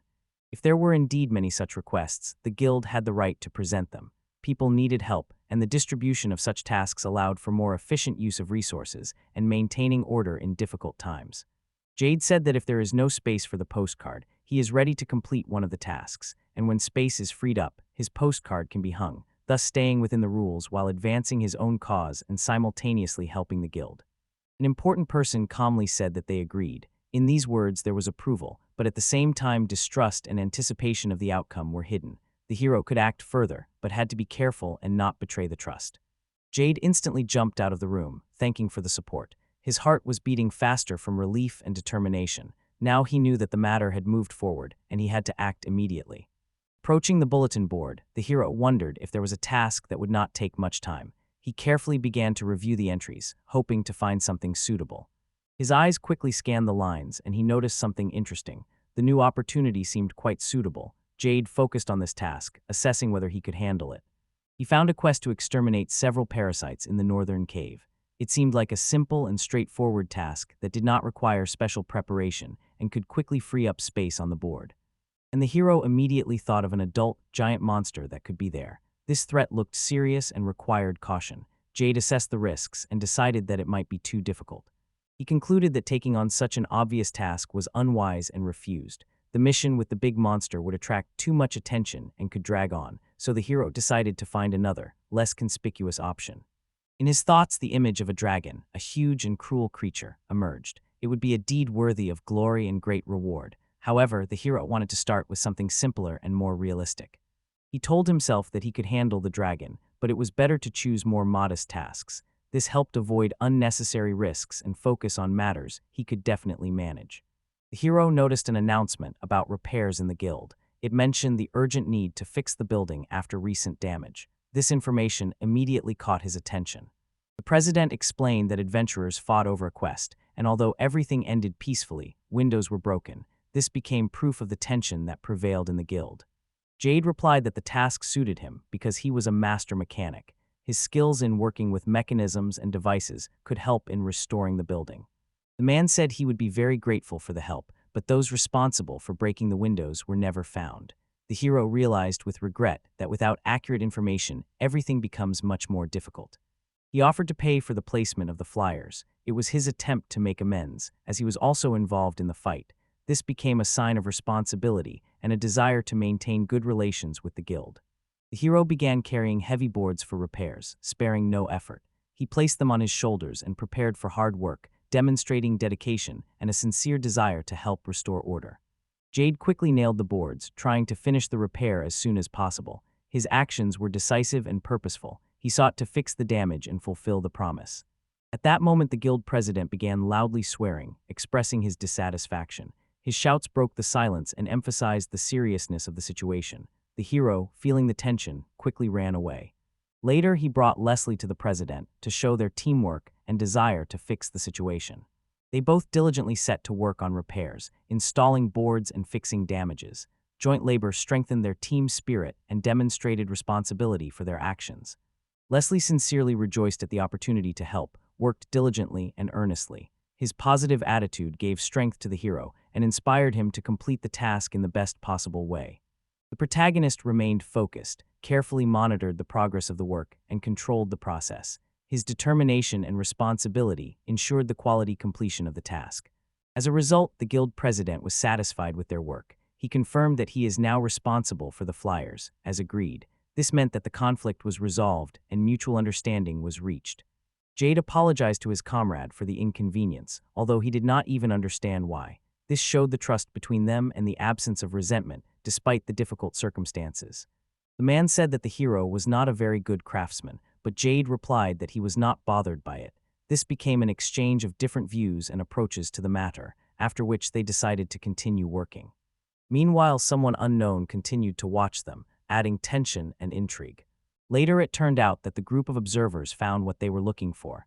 They whispered, discussing plans, and this hinted at hidden motives and future events.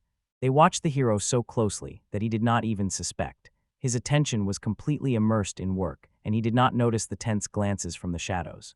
The group recalled the words of Mr. Avin that Jade could become a threat to their business. It was a warning and a signal to increase surveillance, as they knew very well that the young man was capable of causing trouble. In the conversation, they agreed that Jade should be watched as long as possible. Their decision was dictated by the desire to keep the situation under control and prevent danger. When Jade was carrying boxes and crates, the observers did not take their eyes off him. Their vigilant looks emphasized the seriousness of their intentions and extreme attention to every his movement, as if they were looking for a reason to intervene. At this time, Leslie was talking with a guild worker, discussing current affairs and plans. Their dialogue took place against the backdrop of a tense atmosphere, but the hero tried to remain calm and friendly. Jade continued to carry boxes and crates, putting all his strength into the work. He knew that this help was important, but he had no idea that he was being closely watched and his actions evaluated. Meanwhile, people were going about their business. Some rested after work, others watched the events with curiosity and distrust. The atmosphere remained heavy and tense. After a week, someone spoke about Jade's successes. Information spread among interested parties, and the conversation revolved around how well the hero was coping with his tasks. They said that nothing special was happening. The hero was simply busy with work. This calmed things down a bit, but did not remove the suspicions of the observers, who remained on alert. The one who expressed dissatisfaction was Mr. Avon. He was clearly annoyed by the situation, and he feared that the plans might be ruined because of Jade's activity. He was told that he was too worried and nervous. These words only made him angrier, intensifying his hostility and desire to establish stricter control. A man entered the room and said that the young man was right, which caused surprise and tension among those present, casting doubt on previous doubts and changing the course of the conversation. The man clearly recognized the young man who appeared and looked at him with a mixed feeling of respect and anxiety. It was not a coincidence. He understood that the situation was taking a serious turn. A young man in glasses entered the room, followed by two guards. He stated that recently reports on completed tasks have been arriving late, so he decided to intervene personally and sort things out. Approaching closer, he sharply noted that too much time was wasted on empty chatter that hindered work. His words sounded clear and sharp, demanding focus on the task. Without warning, the young man placed his foot on Evan's chin, demonstrating strength and harshness. The latter obediently remained silent, not daring to object, understanding who was now in control of the situation. The hero, with an ironic smile, remarked that he expected from his colleague what he clearly did not deserve. His smile shone with confidence and superiority, as if he controlled the entire course of the game. He stated that a world without heroes would gradually descend into chaos, and only a strong organization is capable of maintaining order. In these words, the idea of power and control was clearly expressed. Adding that if an organization strives to stand on par with the gods, it needs true power and people. The young man shoved a boot into Avona's mouth. The gesture became the embodiment of absolute superiority. The hero remained silent, holding a shoe in his mouth, expressing neither protest nor resistance. His submissiveness emphasized the humiliation and cruelty of the moment. The man said that they seemed to have understood each other, and smiled again. His confidence and control indicated that the lesson was over and the new rules of the game were established.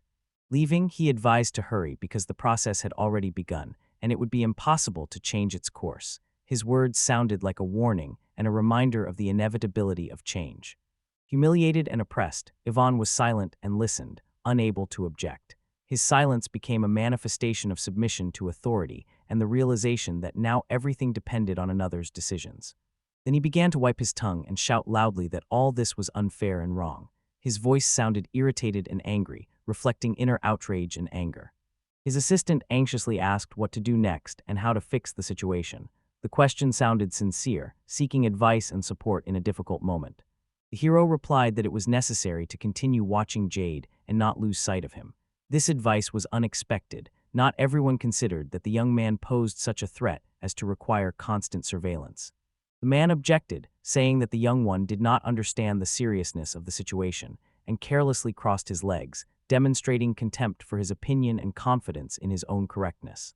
He said that Jade was not just a stone on the road, but a real mind that could explode and destroy the entire organization if not neutralized in time. This warning sounded like a threat. The man insisted on further observation, and the boy apparently agreed with this plan, understanding that opposing Jade would have to be done carefully and patiently. He thought that if nothing happened, they would remain powerless. He voiced these thoughts to a colleague who was despairingly banging his head against the wall, showing hopelessness and tension of the situation. He got angry and asked if anyone was listening to him at all. He was told that they were listening, but their main job was to guard the old man who was no longer capable of anything important for the organization. The hero noticed that the colleague was irritated because he was not taking medicine, hinting at his condition and inability to withstand such pressure without medical help. He agreed and reached for the pills, understanding the need to keep emotions under control in such a difficult situation. The character thoughtfully expressed the opinion that if nothing was happening around and the situation had reached a dead end, then they themselves must become the initiators of change. He stated that active actions would help change the course of events. His colleague, a woman with a tense face, reacted with doubt. She thought he had gone mad, feared possible consequences, and considered intervention unnecessary. Despite her concern, the rest of the group enthusiastically embraced the idea. They felt a surge of motivation and awareness that it was time to act decisively, and decided not to wait any longer. Inspired and full of determination, they moved in the right direction. Every step was confident, as everyone understood that difficulties lay ahead but were ready to overcome obstacles. However, upon entering, they suddenly found themselves in the store where our heroes worked. This made them wary and more cautious. At the entrance, they heard that the owner was busy, but allowed them to look around. His friendly yet businesslike tone hinted that they were being watched and every move would be monitored. Jade and Leslie exchanged glances as soon as they noticed the new guests. They felt anxiety because uninvited visitors could bring conflicts and disrupt their plans. Everyone began to watch each other carefully, and Jade and Leslie whispered quietly. Their cautious conversation aimed to maintain calm and prevent escalation of the situation. At the most tense moment, a woman with an outraged face ran past them, having found defective goods in the store. This event attracted everyone's attention, adding stress. The hero immediately calmed those present, explaining that the goods would be replaced immediately. He called Leslie for help, showing readiness to act cohesively and respond quickly. Meanwhile, those who had been watching from a distance realized they had been outpaced. They were overwhelmed with disappointment and sadness because their plans were not realized first. This caused internal disputes. Leslie was clearly upset, but the hero comforted him, reminding him that the number of clients had significantly increased. This was a sign of growth and a chance for further success. However, with the increase in client flow, the work became harder and more stressful. The team had to put in more effort to maintain service quality and withstand the workload. The hero noted that more workers are needed for efficiency. He emphasized that this will help distribute the work evenly and better manage the process. At that moment, he noticed Stana, who with a joyful smile said that the boys looked busy and focused. Her support gave them motivation and confidence. They asked the girl why she came, and she replied that she was simply curious to find out what was happening here. Her sincere interest somewhat surprised them. But before they could say anything, the same people who had been watching Jade and Leslie were already closely observing them, which again created a feeling of tension. It seems the observers were already about to leave. Their faces showed fatigue and perhaps disappointment, but they did not dare to leave completely, remaining on alert. They decided that it was inappropriate to interrupt Jade and Leslie's conversation now and began quietly arguing among themselves. However, the hero noticed their whispering and looked intently in their direction. The man asked Stana to help him with back pain, but was busy with matters and suggested meeting another time. However, the girl started a conversation, trying to support and distract him. One of the pursuers stepped forward, and the second immediately followed him. Their coordinated movements resembled preparation for unexpected events and control over the situation. Stana cautiously asked one of the pursuers if he wanted painkillers. His face was lit up by a relieved smile. He sincerely thanked her, ready to take the medicine. Seeing the proposal and the medicine, the other pursuer suddenly broke out in a cold sweat. A worried expression appeared on his face. Emotions overwhelmed him, indicating an internal struggle. In despair, he rushed at the medicine with a scream, frightening everyone present with his sharp behavior and uncontrollable energy. The situation threatened to escalate into a conflict. At the decisive moment, Jade intervened and did not allow him to take the medicine. His determination and timeliness saved the situation from an outbreak of conflict and returned control to his hands. The hero suddenly jumped back, shocked that someone stopped him. His reaction was spontaneous. He did not expect resistance, which only heightened the tension in the room. He became wildly angry and started behaving like a madman because of those medicines, which greatly surprised everyone present. The atmosphere intensified, and people prepared for a fight. The characters looked at the boy in the black t-shirt and thought that Yvonne's people were causing a mess in the store. The boy said that he really needed special food. A group of people discussed the situation. The girl noted that it was just a painkiller. The hero asked Stana not to come close. Someone added that it was not exactly what they expected, but let it be so. The blonde expressed the opinion that Mr. Yvonne seemed to suspect them of interfering in his affairs. He noted that no matter how much he looked at him, he remained an ordinary old man. The man in the t-shirt said that they wanted to deceive him. The hero called Leslie. As a result of the hero's conversation, they were simply thrown out the building's door, and the man sternly ordered them to leave the place. The hero in the apron asked if the doctor was okay. Jade was surprised by this pose, but the girl assured that everything was fine, regretting that she was careless when she talked about the medicines and explained that she had only heard rumors. Leslie replied that it was not her fault. It was reported that in the city among criminals, negative vitamins were spreading. They cause strong addiction and pose a deadly threat when consumed. The main hero thought that the girl was a good person and assumed that Ivan might have sent people to watch him. He reasoned that he was suspected precisely because of frequent visits to this place, and he wondered why someone would go to such extremes if they did not know his true capabilities, and why pursue someone who only indirectly interferes. The protagonist said that he was going to distribute flyers. Someone immediately asked what had happened. Borodach stated that only those who caused the disorder are to blame. He added that they have enough clients, so it's better to simply ignore those who create problems. The girl looked worried and thoughtful, but another man calmed everyone down, saying there was no need to worry and it was better to work. The hero predicted that the opponent's next move would be worse than the previous ones. Against the backdrop of city streets, one of the characters resolutely declared that he would defend the black cat. Someone indignantly asked if they were crazy or something. The older man smiled and praised their work, although he was about to say something else. The younger men looked confused, asking what was going on. The man in the suit explained that Jade could pose a threat to the organization, but erasing him just on assumptions would be illogical. It was said that Jade was silent for a week, but after the heroes burst into the store, the situation changed. Now his vigilance increased by another level. The characters expressed concern, realizing that he would start looking for them. However, one assured the others that they would not fight the hero because it was not a problem. The hero thought that there are many ways to deal with a person without using force. The guy with the forelock enthusiastically said that it was wonderful. The character with white hair asked for help. One of those present asked if the other heard his words, and he admitted that he had run out of negative vitamins, which made him feel weak. The guy with combed hair said, "All right, here is your bonus." The guy in the t-shirt shouted that his strength had returned. The hero described the effect as a surge of vigor and a feeling of invincibility spreading through his body. He smiled, commenting that it was a real miracle, although everyone knew that this substance was known for addiction and low quality. One of them screamed from discomfort, and the other tried to understand what was happening. It was said that with a certain amount of substance in the body, blood disorders occur, vessels and organs are destroyed. He was called a weakling. The character with white hair stated that they needed to go and prepare. The bearded man said that everything was finally ready and apologized for having to help the doctor. The girl thanked him, expressing sincere gratitude.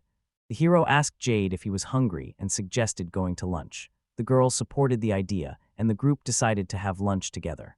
People talked about how delicious churrasco was on Guild Street and what wonderful biryani at El Infant. The boy thought he didn't quite understand their words but noticed their saliva flowing, and if Hatchai were here, she would definitely note such moments in her notebook. Leslie asked what had happened. The boy with black hair was surprised that no one heard it. He thought it was a human scream. One of the characters said, "Let's go further," but the hero asked to wait. The girl asked if the hero would go. He expressed the opinion that if only he noticed the problem, he should help, and asked if they really didn't mind his leaving. A muscular tall man approached Jade and calmed him down, telling him not to worry. He said he felt like a person one could rely on. The hero noted that this situation reminded him of a date. The character thought the place was somewhere nearby and smelled blood. He wondered where it came from and decided that there was a tangled key here. Inside the room, the young man noticed that the place looked like an ordinary bar. His attention was drawn to the alcohol and traces of blood, which created a disturbing atmosphere. Suddenly, he felt a smell of despair that made him anxious. The boy noticed that the voices he heard outside suddenly fell silent, and he began to worry whether he was late. The hero decided to check the restroom, since there was no smell there. This could mean that something was hiding inside, and he had to make sure personally. He hoped that the man he was looking for was still alive, and resolutely headed to the door, ready to face the truth face to face. The young man asked if the man he had just found was alive. With surprise and relief, he saw that he was still breathing. Jade recognized him as a visitor to the shop and said he would make him tell everything he knew, but promised not to harm him if he cooperated. They decided to leave this place as soon as possible. The blonde angrily shouted, asking why he had not cut the rope, and stated that a dangerous object was hidden there. Mr. Ivan asked what the tremor was and whether others had felt it too. The boy in the black jacket replied that the intruder Jade was acting according to plan. The man expressed irritation that the small details did not come together, which revealed their nervousness and desire to keep everything under control. The hero felt anxiety, comparing the situation to a bone stuck in the throat. He was convinced that today all this had to end. Another character expressed regret that they had not seen each other for so long, and said he regretted the hero's loss, although he admitted that their meeting would have been better if it had happened earlier. The character in the white coat asked in surprise if it was really Jade, and if he was still alive. The protagonist bravely addressed Avon, stating that even if his body is drenched in red and black blood, he will not retreat. He proclaimed that they will survive in this world despite all difficulties. People asked where the boss of the black family was and heard the answer that he was upstairs. They said that he had fled. The bearded man added that the guys from Miyako's shadow had deceived them. The man in the suit noted that the boss of the black family was left completely alone and asked if he had decided to go for a walk. He added that one must be careful. The bald man groaned, complaining about his hand. The character inquired if it hurt and said that it was probably time to start. He demanded to be told everything they knew about HS. The hero declared that this was the best special food, capable of completely changing people and the world. He added that he would not give it up even at the cost of his own life. The blonde replied that he understood and regretted it. The bald man shouted that it was his gift to his granddaughter, showing emotional resistance and accusing him of cruelty. The young man calmed him down, saying that he had not touched his granddaughter. He added that it depended on him what they could do with his granddaughter. The character responded that he understood. People expressed disappointment, realizing that they had lost the chance to get information about HS in the past. They decided to start all over again. The character with glasses asked what the others at the table were talking about. The young man with an eye patch replied that there was no need to interfere in this matter, and added a question about what he was doing here at all. Another calmed him down, saying everything was fine. One of those present shouted, accusing another of cruel treatment of the man and called him a bad person. He expressed shock and concern, asking how they would now produce HS. The boy in glasses ordered everyone to calm down, assuring that everything was under control. Another character noted that he had thought everything through in advance. It was reported that two men in suits were responsible for what was happening in the city, and there was hope to hear a good report from them. Jade noticed someone who disappeared and was surprised. He also recalled the accelerated magic. The blonde said, "Long time no see, Mr. Jade." The hero was surprised and said he thought that he had been hurt by his explosion and apologized. The protagonist replied that he did not intend to regret it and looked very satisfied. One of the characters admitted that he wanted to see the other before dealing with him and added that he actually regretted his decision. He began to talk about the one who interfered with the work of his organization, but did not finish the sentence. The young man continued, saying that if he remembered the boy he caught in the establishment, he entrusted him with an extremely important task. The character said that the precious stone contained an ingredient that enhanced the effect of HS. He regretted not having the blue drop, as it would have allowed him to do much more. The protagonist noted that he was not impressed by talks about important things in front of enemies, and then another character remarked that he was not an ordinary person at all. It is reported that even a low-level bandit is not easy to defeat, which emphasizes the complexity of the situation. This is clearly not something an ordinary tool shop worker can handle. The man in the suit said he did not understand why the hero acted that way and noted that he felt free in the criminal world, so he offered him to join the organization. The hero firmly replied that he rejected this offer or demand. Another character said that such a quick refusal meant that now they would have to deal with him more seriously. He added that this would affect his close ones as well and began to advise something, but did not manage to finish. The blond man with white hair shouted that he had not finished yet, but another interrupted him, stating that this man was not worth listening to at all. The blond man shouted again, complaining about pain in his bones. His cry sounded desperate. Jade calmly stated that such threats did not affect him, demonstrating confidence and resilience even under pressure. The young man asked in surprise who he really was. The hero replied that he was just an ordinary worker in a small workshop.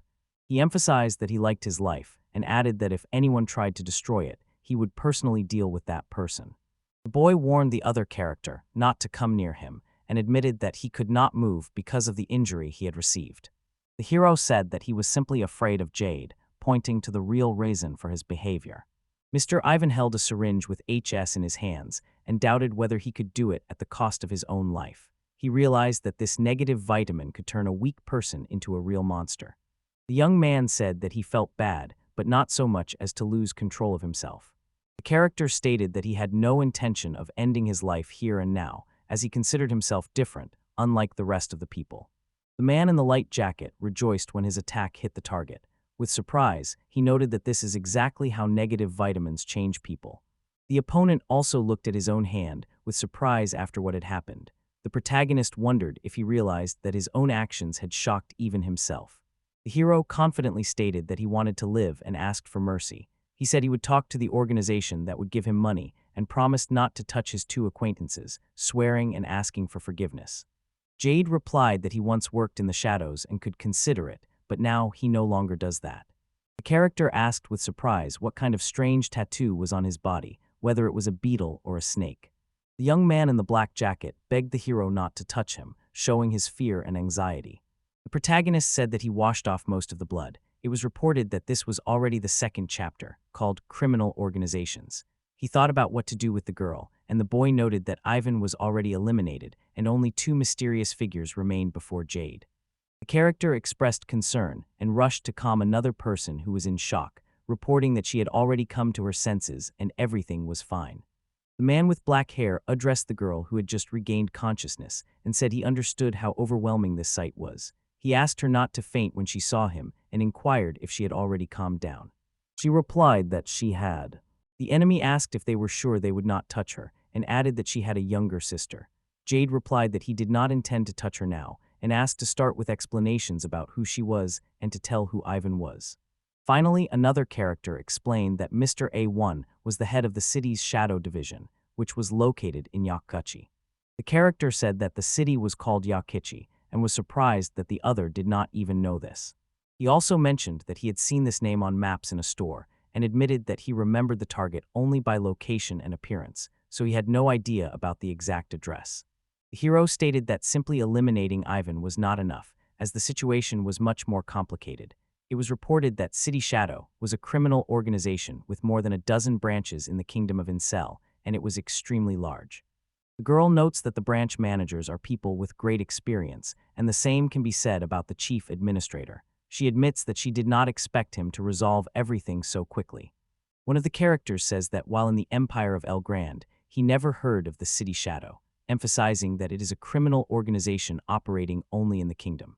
They discuss how many members remain in the city, and the hero suggests almost none. He adds that Mr. Ivan himself arranged everyone regardless of mood. His cruelty forced intelligent people to flee. Only drug addicts under the influence of HS remained under his power. The girl admits that she could not escape because she needed money for her sister. She says that this has nothing to do with the case, but the hero replies that he knows many people like her and sincerely sympathizes with her. They decide to return to the topic. People discuss whether the threat of the city shadow has passed. If almost all members have disappeared, the girl says that after Mr. A1's death, the division will be disbanded. Death of Avon in the headquarters. Another character thanks for the information and sincerely rejoices, realizing that for a certain time the danger is absent. One of the heroes asks what the man lying on the floor is doing. The girl replies that she is ready to be boiled or roasted. He reminds her that he already said he is not going to touch her. She admits that she belongs to the city shadow. The hero says that if that were true, he would have attacked her long ago, since an enemy who loses consciousness on the battlefield does not deserve to be called his opponent. He asks that no one tell anyone that they saw him here or has any information about him to avoid trouble. The character firmly states that she will not say a word and confirms her understanding of the situation. She reveals her name, Tate. Jade asks what she is going to do next, whether she will run away like everyone else. The heroine replies that she has a sister and will not leave the city. The boy says that if he needs more information, he will find her himself, and she won't have to say anything. The girl replies that she will gladly help in any way and will wait. The protagonist believes he caught only the kidnapper and did not suspect that this would turn into a dirty intrigue with a criminal organization.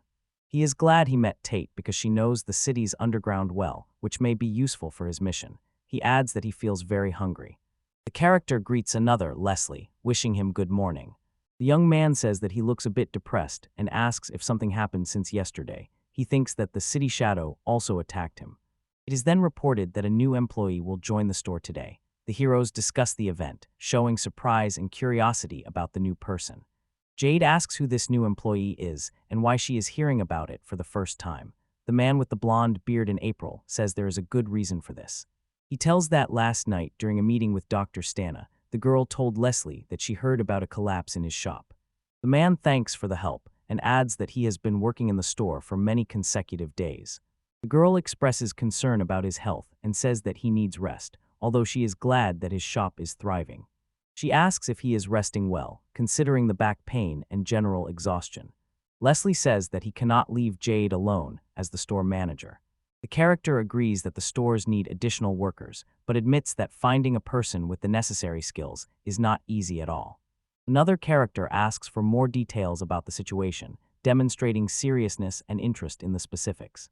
One of them replies that he cannot work because he has to take care of the child. His appearance is worried and thoughtful. A man with dark hair and a mustache says that this man was once an adventurer, adds that he was not bad, but once returned home and declared that he would no longer be an adventurer and stopped leaving the house. The hero expresses concern about what will happen after their absence, emphasizing the importance of the future and what will happen when they leave. The characters express understanding and sympathy, saying that it is always difficult with parents. Jade notices that after these words, he got drunk again. The bearded man assures that there is no need to worry, as he will do everything to make their child independent. He apologizes for his behavior. The boy adds that he is too soft on Stana. Leslie says that in any case, he does not respect those who do not help their parents, and declares that he will raise the child strictly. The hero gets annoyed, says that he was spoiled at home, but here he will not be so gentle, and calls him a bad person. Men exclaim in surprise upon hearing the girl's words. She says that her parents informed her that from today she will work here. The character greets her in surprise, "Welcome to Black Cat." The boy with black hair asks where the man's determination has gone. Leslie is amazed to learn that the child turned out to be a girl.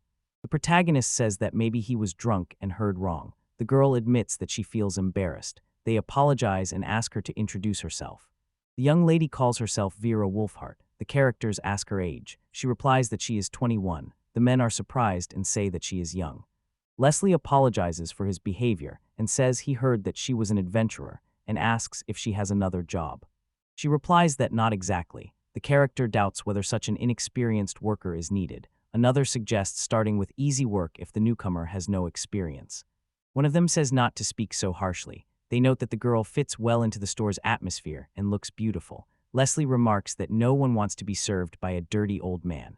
He promises to teach her everything before opening. The girl asks not to call her Vera-chan, emphasizing that she is not that old. The hero apologizes and thinks that she is very fussy. The man with a white beard exclaims that she is doing everything wrong and orders to stop.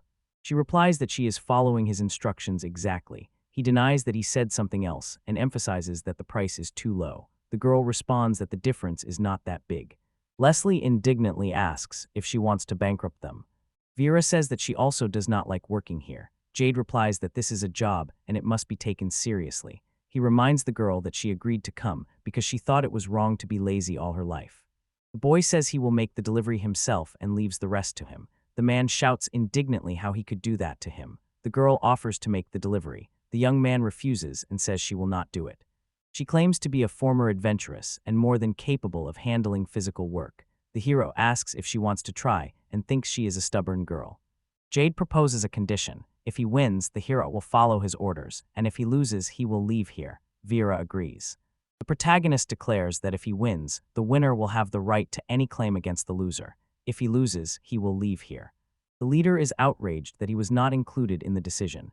He shouts loudly, emphasizing his dissatisfaction. The girl responds that she is participating and shows readiness. One of the characters explains that this is a simple race where the winner is the one who reaches the finish line first. Another asks where exactly the finish line will be. They agree on the city gates. Leslie anxiously asks Jade if everything will be all right if he loses, and says that he does not want him to go.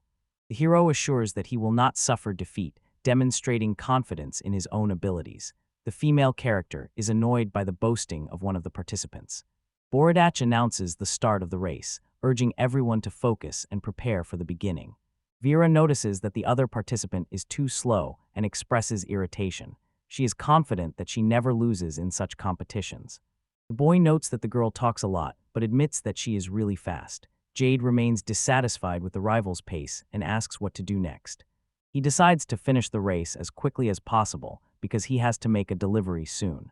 The hero notes that the main road leads straight to the city gates, and this is the shortest path. However, at this time the shops are already open, the streets are crowded with people, which complicates movement and creates additional difficulties. The girl notices with surprise that Jada is not there and rejoices in her victory. He, however, asks why she was delayed for so long. She asks why he is here. The young man replies that he came first and even managed to eat while waiting for her. The character doubts and suggests that he might have used magic. He assures that he simply ran along the road she decided to avoid, so he arrived earlier. The former adventurer refuses to believe this. The protagonist declares that the victory belongs to him. The girl categorically refuses to acknowledge this and says she will not accept such a result. Jade is surprised that after the speed competition she now wants to test strength. She states that she sees all his moves, even if he uses magic. The black-haired boy gets annoyed and pushes the other to act. The other replies that he does not care, even if he gets serious injuries. Her indifference looks like a challenge. The character notices that the girl landed a successful blow and admits that she has some skill. He adds that she probably had a good teacher. The girl asks why she cannot hit the target and irritably complains about her actions. The man advises her to perform her work in the shop with the same stubbornness. He sums up that it does not matter how stubborn she is. The hero continues speaking and asks if she does not want to give up. The young man is confident that the victory is still his and reminds about their previous agreement. A dark-haired character asks what kind of look that is and adds that even if they wanted to hire her, nothing would come of it because she has no real desire to work here. At that moment, a young woman enters the room and greets them by saying, "Good morning." The girl responds to the greeting. The protagonist notes with surprise that he did not expect her arrival and apologizes for his rudeness. She says that if they both forgive her, she would like to work here. The bearded man happily replies that he is glad to see her again. He apologizes to her. She replies that it is all right and calls it not a crime, addressing Jade. Vera apologizes again, explaining that she just wanted to throw him off balance. The guy remarks that he never thought he would hear such modest words from her. She asks if that is not too rude. The former adventurer admits that she was confident in herself, but since he defeated her, she will have to accept defeat, as a promise is a promise. Jade says that he himself was a bit uncertain yesterday and sincerely regrets it.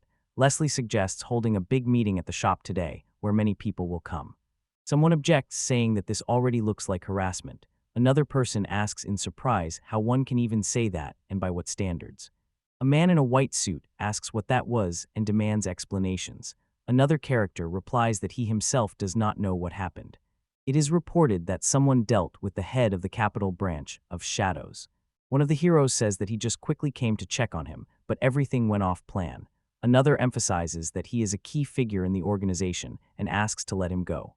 The blonde character says that this needs to be reported immediately and is surprised that no one knows who did it, but assures that he will definitely figure it out. Leslie raises his mug and announces that Vera is now officially a member of their team. He suggests working even harder the next day. Vera raises her glass and proposes a toast, but on her face, it is clear that she does not share the leader's elevated mood. The manager is frightened by her appearance and asks what happened. Vera sadly replies that she wants to go home. Jade reminds the girl that Leslie actually did her a favor, and Vera agrees. The girl notices that the hero is already doing whatever he pleases. She looks attentively at Jade, who is enthusiastically finishing his meal. The man stands up and asks not to be looked at. The girl wonders who among them is smarter in that case. Leslie laughs and asks not to be shy, since today he is treating everyone. In exchange, he only asks to keep him company. Vera asks how they are supposed to do that if they have to go back to work tomorrow. Jade says that this only concerns her and he will be resting. The girl is outraged by such a division. In response, she is reminded that at the Black Cat, there is practically only one day off per week. Lately, there has been so much work that even rest has to be sacrificed. The prospect of having only one day off per week drives Vera to despair. Leslie tries to encourage the new employee, saying that she will work only 4 days and then have a day off. The girl, burying her face in the counter, asks what he means. Jade adds that Vera will be lucky if she gets at least one day off. The girl's eyes widen in surprise, and the hero asks what kind of expression that is. The manager tries to smooth things over, assuring that such an approach is justified. He explains that most adventurers do not work every day. If they are strong enough, they complete profitable tasks and then can rest for half a week. That is why they become cowards. Jade recalls the adventurers he saw in the guild and internally agrees. He is thinking about how those 3 mocked Trevor. He remembers that he promised the boy to give a combat lesson the next day and reproaches himself for forgetting about it because of work. Leslie asks what happened. Jade replies that he remembered important matters for tomorrow. The hero wonders what kind of adventurous Vera was exactly. The manager assumes she was a novice and therefore had to take many small orders every day, which was hard work. The girl takes a sip and casually replies that it's not quite like that. She rested for half a week, but even so quickly reached the silver rank. Leslie is impressed. He irritably says that it took him a long time to get silver himself. Vera reminds about the cruelty of the merit system, and it is hard to argue with that. The hero asks if rank is really that important. Leslie replies that it definitely is. He explains the thorny path of an adventurer. The mere desire to become one is not enough to earn well. Beginners get pennies, and as the rank grows, one has to fight stronger demons, but the reward also increases. The manager honestly admits that being an adventurer is the best way to make big money. He asks Vera if the new job really suits her. If she were that skilled, others would have invited her long ago. The girl says that after the breakup of her last band, she was invited to others, but she refused because she did not want to be part of a team again. She asks if the adventurers don't seem a bit strange to them. Jade covers Leslie's mouth so he doesn't blurt out something offensive. Jade asks why then they came to work at the Black Cat. He is not sure if he has the right to say so, but admits that he and Leslie are also quite strange. Vera herself does not know the answer to this question. From her point of view, the manager worries too much about trifles, and Jade's frivolity drives her mad. But more than anything, she realizes that she can do nothing about it. The girl looks tensely at her comrades. An idea is ripening in her head. Vera grabs Leslie's mug from the table and drains it in one gulp. The man is surprised by such a sudden intrusion into his personal space. The manager suggests continuing. The girl feels awkward because of his sly smile. The hero, however, attributes everything that happens to youth. Probably, this can be justified. Leslie honestly admits that he did not understand the girl. Vera replies that she does not intend to repeat. She blushes slightly and looks away. Jade silently watches the conversation of her partners, showing little desire to intervene. The hero leads the drunk manager down the street. Leslie, swinging cheerfully, suggests repeating the evening. Jade refuses and says they are going home. The manager asks angrily where Vera disappeared to. Jade strangely replies that she left a long time ago. Leslie gets angry, exclaims that it was a joint meeting, and they somehow parted so early. Jade replies that no one wants to babysit a drunkard and asks him to just follow. The manager readily agrees. A figure runs past them, wrapped head to toe in a cloak, holding the hood tightly to avoid revealing the face. Jade turns back to look at the stranger, but Leslie grabs his mouth, muttering that he is about to vomit, and the hero is forced to distract himself with him again. Finally, they reach the manager's house. Jade asks if he has calmed down. Leslie, already lying on the sofa, replies that everything is fine, apologizes, and reminds that Jade has a day off tomorrow. The hero says not to worry. The manager repeats that he is fine, so Jade can calmly go home. The hero clarifies if he is sure about that and receives a grateful confirmation. Jade goes outside, lost in thought. He thinks he could just return home, but he is troubled by the mysterious figure that ran past earlier. Jade decides to find her. His search leads him to a neglected part of the city. Rags hang everywhere, gloomy, repulsive people sit by the walls. The hero realizes he has entered the black market for the first time, and the impression is terrible. On the cobblestones are dark puddles of unknown origin, and the air is a mixed stench of sewage and forbidden drugs. It is easy to lose one's mind here. Jade quickly finds the mysterious figure and asks if she is the one he saw yesterday. The hero recognizes Tate and calls her by name. the girl is surprised. Tate turns around and asks what Jade is doing here, in a dirty alley cluttered with boxes and boards. She asks fearfully if he was following her. Jade denies it, but says it wouldn't be hard to track her if someone needed to. He explains that Tate walks too noisily. Even if she is not visible, her footsteps can be heard. Also, she smells of a specific scent resembling traces of illegal drugs. Tate lowers her eyes and admits that Jade is indeed clever. Behind them, fabric curtains part and two children peek out from underneath. One of them calls Tate's sister. The girl turns around. The child timidly asks who this man is. Tate replies that he is her acquaintance. The children look at him warily. She asks them to go back inside. Katie and Taylor, offended, disappear behind the curtain. The girl adjusts her hood and apologizes for her sisters. Jade replies that caution has never harmed anyone, especially when you have to live in such a place. Tate remains silent. She sadly admits that she feels unworthy as a sister and regrets that the children have to live in such conditions. If she were better, she could give them a different life, not as miserable as now. Jade notes that there is no point in blaming herself for things that were beyond her control from the start. He adds that Tate does his job well, and the sisters definitely know it. The girl barely holds back tears. Jade adds that you cannot stay here for long. It is a good place for hiding, but not at all for children. Tate replies that she will try to find a paid job and save money. She really hopes for this, the hero reflects. He understands that now he also bears part of the responsibility. After all, it was he who destroyed the life of the girl and her family when he killed her master, and it no longer matters for what reason. The hero sees with bitterness that these children live as he once lived himself. And at the same time, he understands he cannot bring Tate to the Black Cat, at least not after everything that has happened. Suddenly, Jade remembers that she already knows someone very similar to her, the unsuccessful adventurer Trevor. Maybe something useful will come out of this. The hero calls out to Tate. He asks if she wants to become an adventuress. Jade explains that adventurers can earn well if they have the necessary skills, and he and Trevor could oversee everything. The proposal to become an adventuress seems unexpected to Tate. She thoughtfully freezes. Jade wonders if she has doubts. Tate replies that she has thought about it but is not sure she can handle it.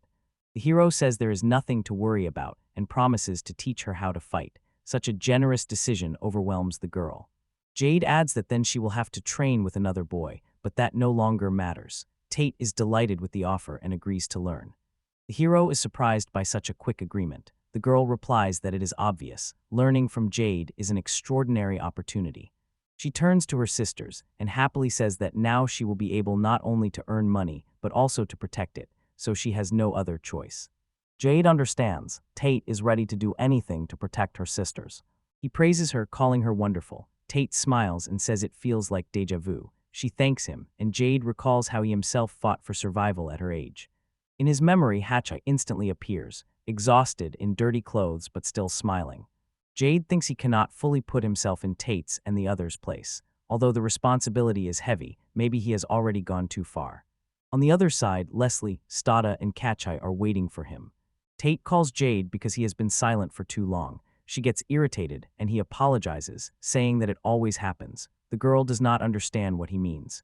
The hero explains how the training will proceed. The girl writes notes directly on her hand and repeats the words to remember them. The sessions will start tomorrow near the city gate. Jade asks her not to rush. He remembers that he never told Tate about Trevor. Maybe it's better to just wait until tomorrow. The hero says goodbye and is already about to leave. He turns around, waves his hand, but Tate stops him, saying he has important information. She reports that today she saw an agent of the shadows in the city. Jade abruptly stops and looks at her. He is interested in this news. He asks if everything will be all right with it. Tate answers yes, but sounds uncertain. The fact remains, Mr. A. Vincebury lies where he took his own life. This means that the city shadows will start acting much earlier than everyone expected. Meanwhile, a fierce battle breaks out. The fighter, skillfully maneuvering, delivers blow after blow, leaving bloody wounds on the bodies of the enemies. When the opponents fall, another man emerges from the darkness. He praises the work worthy of a member of the bloody cult. The fighter asks who he is. He adjusts his glasses and replies that he is just a minor servant. And she adds that it is a completely different matter who stands before him. The stranger has a proposal. Jade is waiting for the students near the city gate and thinking about her own problems. Khrushchev taught him the art of killing, but Jade believes he has no right to teach others this himself. He wonders, what then should he show Trevor and Tate? However, he reassures himself he will be able to teach the basics, and he notices a familiar figure. Tate runs up waving her hand. Coming closer, she bows and says she is looking forward to today's lesson. The girl decisively suggests starting the training immediately. Jade asks to wait, as they still have to wait for someone else. The man explains that he chose this particular day because he was asked for training. However, for some reason, the student is late. Suddenly, a loud, even hoarse greeting from Trevor sounds behind them, causing the interlocutors to flinch in surprise. The hero says that Trevor has finally arrived. The boy lowers his eyes, awkwardly admitting that he was nearby but still late, and apologizes for the delay. He and Tate notice each other and freeze in confusion. The boy asks Jade who this girl is. The hero introduces her as Trevor's new partner in the group. The students are surprised by this decision, as he did not inform anyone about it in advance. Jade explains that since Trevor is going to become an adventurer, he will have to take on more difficult tasks, so a partner will be necessary. He turns to Tate and also introduces her to his future partner as a new adventurer. The girl likes the idea and immediately asks to be taught everything, emphasizing her status as a student. The boy is surprised by how she called him. Jade looks at Trevor, who smiles foolishly, remains silent, and even trembles. The hero says it's time to introduce himself. Trevor obediently says his name and says that Tate can address him with any questions. His face shines with joy. The girl replies that she is glad to meet him. The hero reacts strangely and sits down on the ground. Trevor asks what happened. Jade waves it off, saying nothing. The man gets up and goes behind the wall, suggesting to start the training. The boy asks what they will do next. Jade extends a wooden stick to each person, saying that he wants to test their abilities. The students carefully examine the weapons. The hero orders both of them to attack him simultaneously. Trevor and Tate begin to complain that it is unfair. There are two of them, and he is alone. Jade only asks again, as if provoking. He adds that they should not worry and attack with full force. The students rush forward, but Trevor immediately trips and falls face first to the ground. Meanwhile, Tate turns out to be much more agile. She strikes a blow that the hero easily avoids by simply stepping back. He notices that the girl is quite confident in herself. Tate strikes blow after blow, trying to hit Jade at least once, but he dodges every one. Then she changes tactics and hits the ground, raising a cloud of dust and particles into the air. The hero covers his face with his hand and says that he understands this move. Tate is trying to blind him. This angers the girl even more. Avoiding attacks, Jade thinks. Although she says she is not confident in herself, the former member of the City Shadows is used to fights and behaves like a true fighter. And then he hears a battle cry somewhere from the side.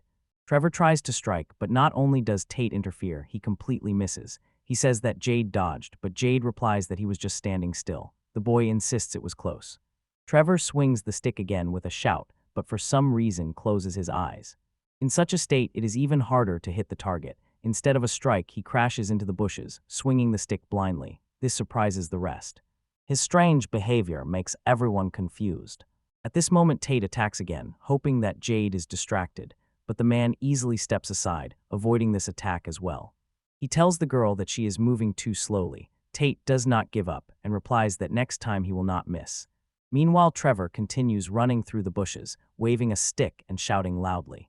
Finally, his stick hits something. The boy is happy, sure he hit Jade, and opens his eyes. He asks how the hero made such a successful strike, but in fact, he did not hit a person at all. Jade and Tate hear a scream. Trevor, fleeing from a huge monster, desperately calls for help. The girl fearfully asks what kind of monster it is. The boy is crying and screaming that he is doomed. The hero gestures for Tate not to come closer and pushes her back. He rushes straight at the monster, even though the girl tries to stop him. She screams that Jade won't manage without a weapon, but he is already impossible to hold back. He delivers a devastating blow to the monster's face, and it falls with a crash, turning into a motionless carcass. Trevor falls to the ground nearby, covering his head with his hands. The monster lies motionless. Tate instinctively closes his eyes and covers them with his hand. Jade calmly looks down at the boy, saying that Trevor is truly tireless. The boy throws himself into the arms of his mentor. The girl looks at the hero in surprise, who is trying to shake off Trevor. She admires that he defeated the monster barehanded and decides that by following his instructions, she will definitely become stronger. Jade says that now that they know what his students are capable of, real training can begin. The boy excitedly asks if the hero will teach all those cool moves, but the girl does not share his childish enthusiasm. The man replies that he cannot show the techniques because the beginners do not yet have the basics. That is exactly where they need to start. Trevor is annoyed by this, so Jade begins training the two adventurers. Meanwhile, at the Black Cat, everything is going as usual. Customers enter the shop, and Leslie immediately runs up to them, politely greeting them. He advises not to rush and to look more carefully at the goods, but his facial expression rather scares them off. That is why the visitors run out with apologies and almost immediately start to flee. The manager does not understand such a reaction. Upset, he returns inside. Approaching the counter, he asks Vera why all the customers are running away today. The girl replies that there is nothing strange about it. After all, when people enter, they are greeted by Leslie himself. The manager irritably remarks that then it would be better if Vera stood by the entrance, but she refuses. Vera adds that Leslie will be like that all day anyway, so why not take a day off? Moreover, it is clear that the man is suffering from a hangover. The manager angrily says that the girl does not understand anything. Leslie threateningly takes a stance and solemnly declares that he will do his job despite everything. After all, it is then that his best deals happen. Vera turns away and mutters curses. At that moment, the door creaks open. 3 men enter and their appearance does not bode well. One of them, wearing a mask, asks if the Black Cat shop is really here. The girl ironically remarks that the deal found them itself. Leslie frowns discontentedly, but still tries to look friendly and politely greets the uninvited guests. Vera comes out from behind the counter and stands nearby. The stranger says that a boy with dark hair works here and demands to be shown to him. The manager and the girl exchange glances. Leslie asks what it is about. Vera replies that it seems to be about Jade. The uninvited guests shout that the hero ruined their reputation in the guild, became a thorn where he shouldn't have been, and destroyed their careers. They accompany their outrage with wild gesticulation.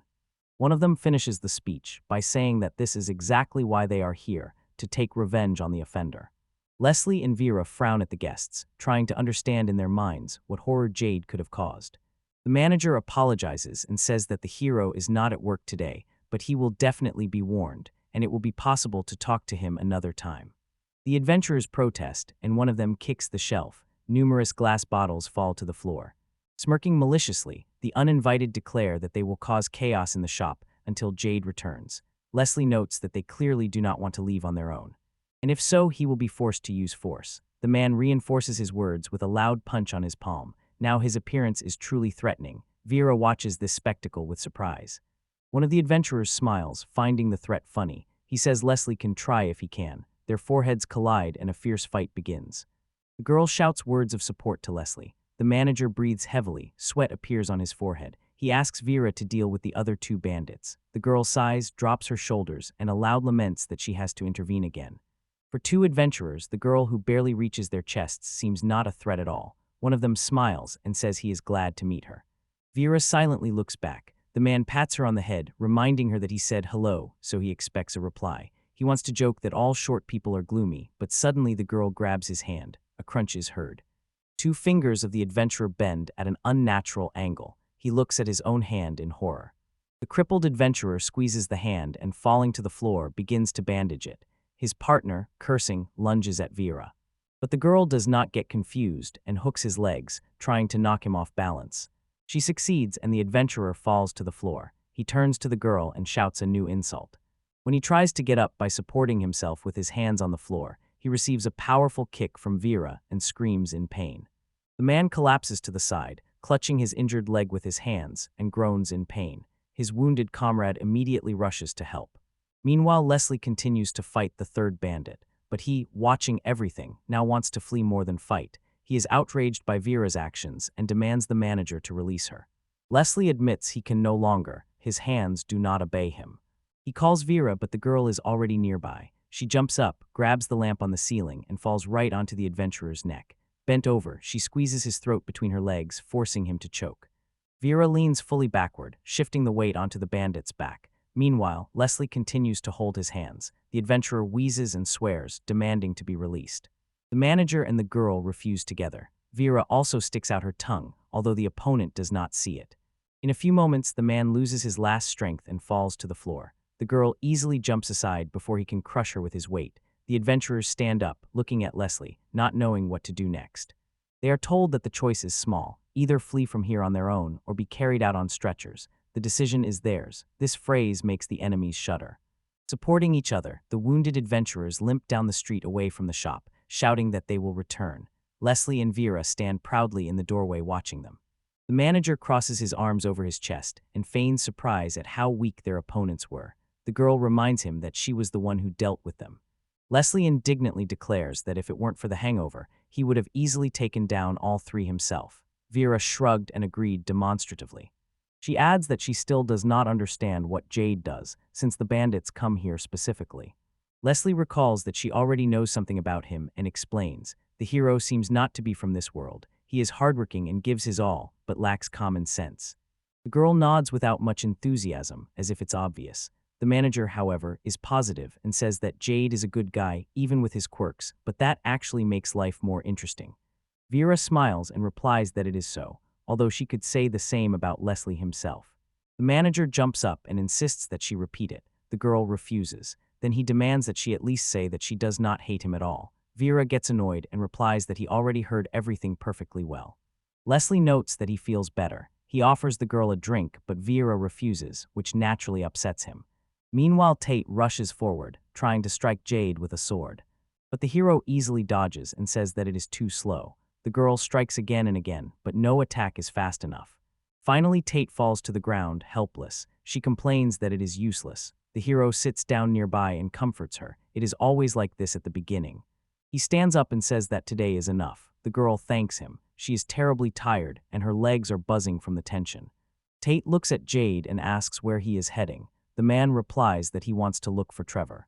The hero does not find him in any of the usual places. Jade wonders if the boy ran away. Maybe he was too harsh with him, and even if the task was elementary, was it not too difficult for Trevor at his current level?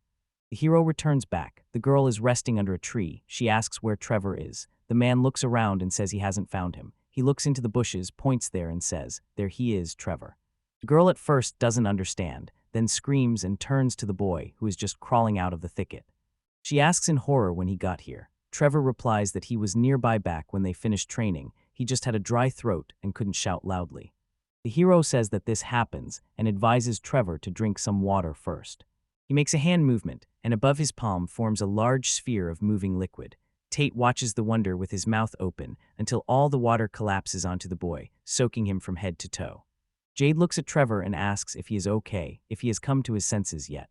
The boy wearily says he almost drowned. Drops drip from his hair and clothes, and Tate continues to watch in silent admiration.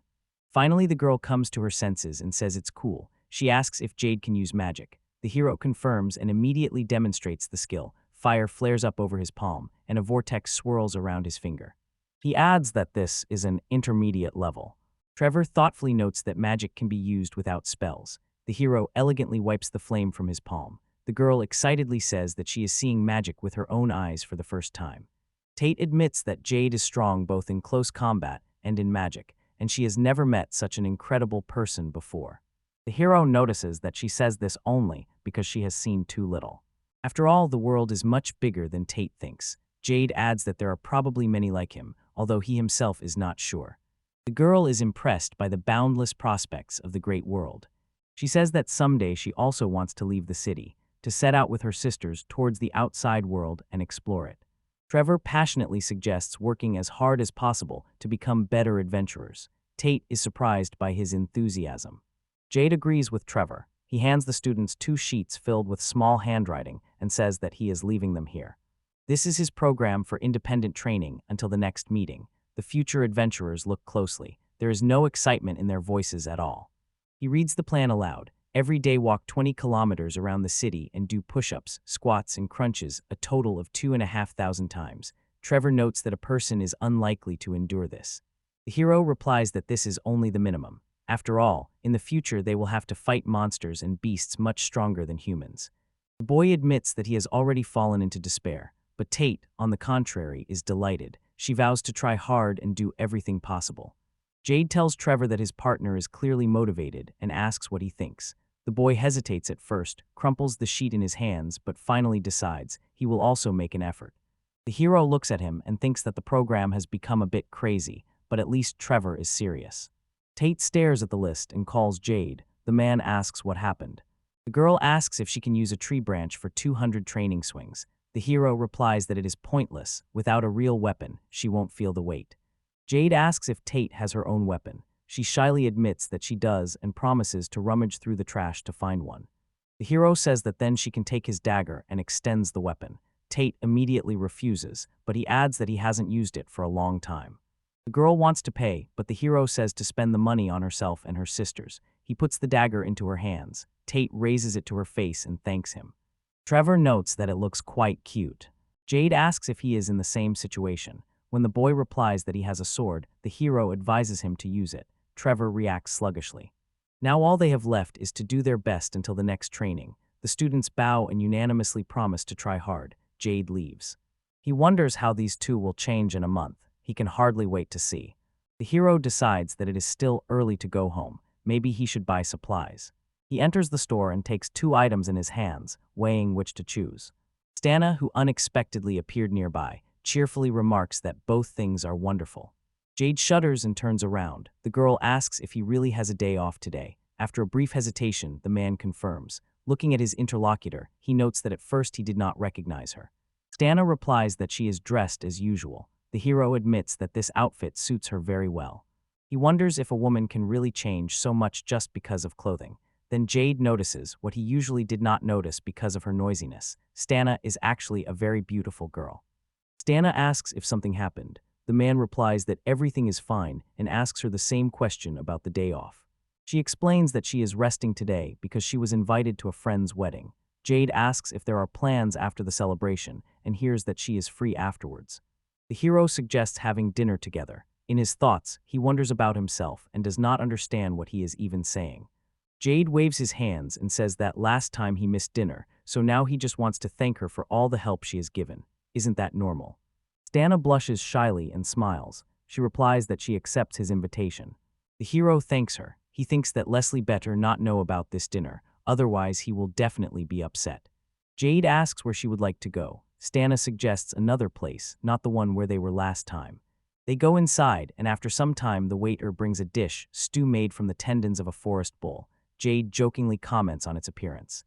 Stana explains that this is the dish of the day. The hero notes the soft texture and carefully cuts a piece with a knife and fork, then he puts it into his mouth. The stew turns out to be incredibly tasty. Jade thinks that as soon as he put it in his mouth, the sharp taste immediately enveloped his tongue and reached his nose. It was unexpected but wonderfully balanced. The hero asks with surprise if monsters are really that tasty. Stana smiles and replies that it is amazing. He recalls that the monsters he had to eat in the killer's camp were completely tasteless. It turns out the chef here is a former adventurer, and he puts the experience and knowledge from those times into his dishes. The girl explains that monsters are difficult to cook, so in many restaurants they are served as delicacies. Jade says that at such an affordable price, it is surprising. Stana notices that they are being brought more dishes. These are the armored mollusk Gilo and the Tandorian whalefish. The hero eagerly starts on the new dishes. Stana watches this spectacle tenderly. Jade, noticing this, becomes embarrassed. He apologizes for being so absorbed and admits that it was inappropriate. The girl says that they are in a private room, so everything is fine. She asks if that means he liked it here. The hero answers affirmatively. He says that everything here is wonderful, both the atmosphere and the food, and it would have been difficult for him to get to such a place himself. Jade tells the girl that she is incredible. She knows both good weapon shops and nice restaurants. Stana smiles and explains that it is all thanks to her work as a doctor, since this profession allows her to meet the most diverse people. The hero notices that because of her inquisitive nature, it really seemed to him as if she had connections in these circles. Jade admits that he envies her. Stana laughs and replies that this is not the case at all. The man mentally notes that today he feels somehow strange, perhaps because he is doing something unusual for himself. He recalls those he had to deal with before, a capricious ruler, a king who stood in the way of reforms, heroes who harmed people. What the hero did was supposed to help people, but he did not feel the same as Stana. He could not. After all, even if the result helps many, for a killer it always remains just a killing. Jade no longer wants to take someone's life. He simply wants to live an ordinary life. Stana looks at the man a little scared. She calls him by name. The girl asks if everything is all right. The hero apologizes, admitting that he got too deep into his own thoughts. Stana says that he has nothing to worry about, because even by helping at home, he still helps people. Jade recalls how Leslie probably considered him unemployed. The girl recalls the time when the hero caught a thief and asks if everything is fine at his Leslie store. Jade replies that he was just doing his job. Stana objects and emphasizes that work is also help. She happily stretches her hands forward and says that even when you do something for yourself, sometimes you still help others with it. The hero does not quite understand what she means. Stana takes Jade by the hand and smiling, says that he can be absolutely sure of this. She adds that today they will split the bill. The hero tries to object, but Stana reminds him about mutual help and support. She is hard to convince. Jade thinks that gratitude is not always noticeable, but it definitely exists. His actions may seem trivial, but sometimes they save someone, and it happens that what is done returns to him, haunting him. However, in his case, not everything is so good. The killer stands, resting his foot on the lifeless body, and holds his head with his hands. He says that all this is boring, and then adds that he heard from the client, things are bad. Probably this is exactly his interlocutor. The man is amazed. Incredible how this killer managed to overcome the elite group, but this is exactly what one should expect from the so-called legendary killer Jayu. But to the criminal, this name is unfamiliar.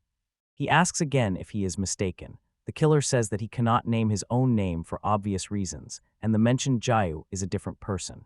The man replies that he heard, this Jayu is so strong that he is capable of defeating even a hero. The killer becomes interested and asks to tell more about this story. His interlocutor agrees, and a maniacal expression appears on his face. He tries to rush at the opponent. The killer angrily asks how he dared and swiftly deals with the unsuccessful attacker. He sadly states that he had to finish him off. He says that it was not worth recklessly rushing like that. The killer adds that he heard about the hero's murder, but never thought that it could be the work of another hero, and he would gladly meet this Jayu, the killer of heroes.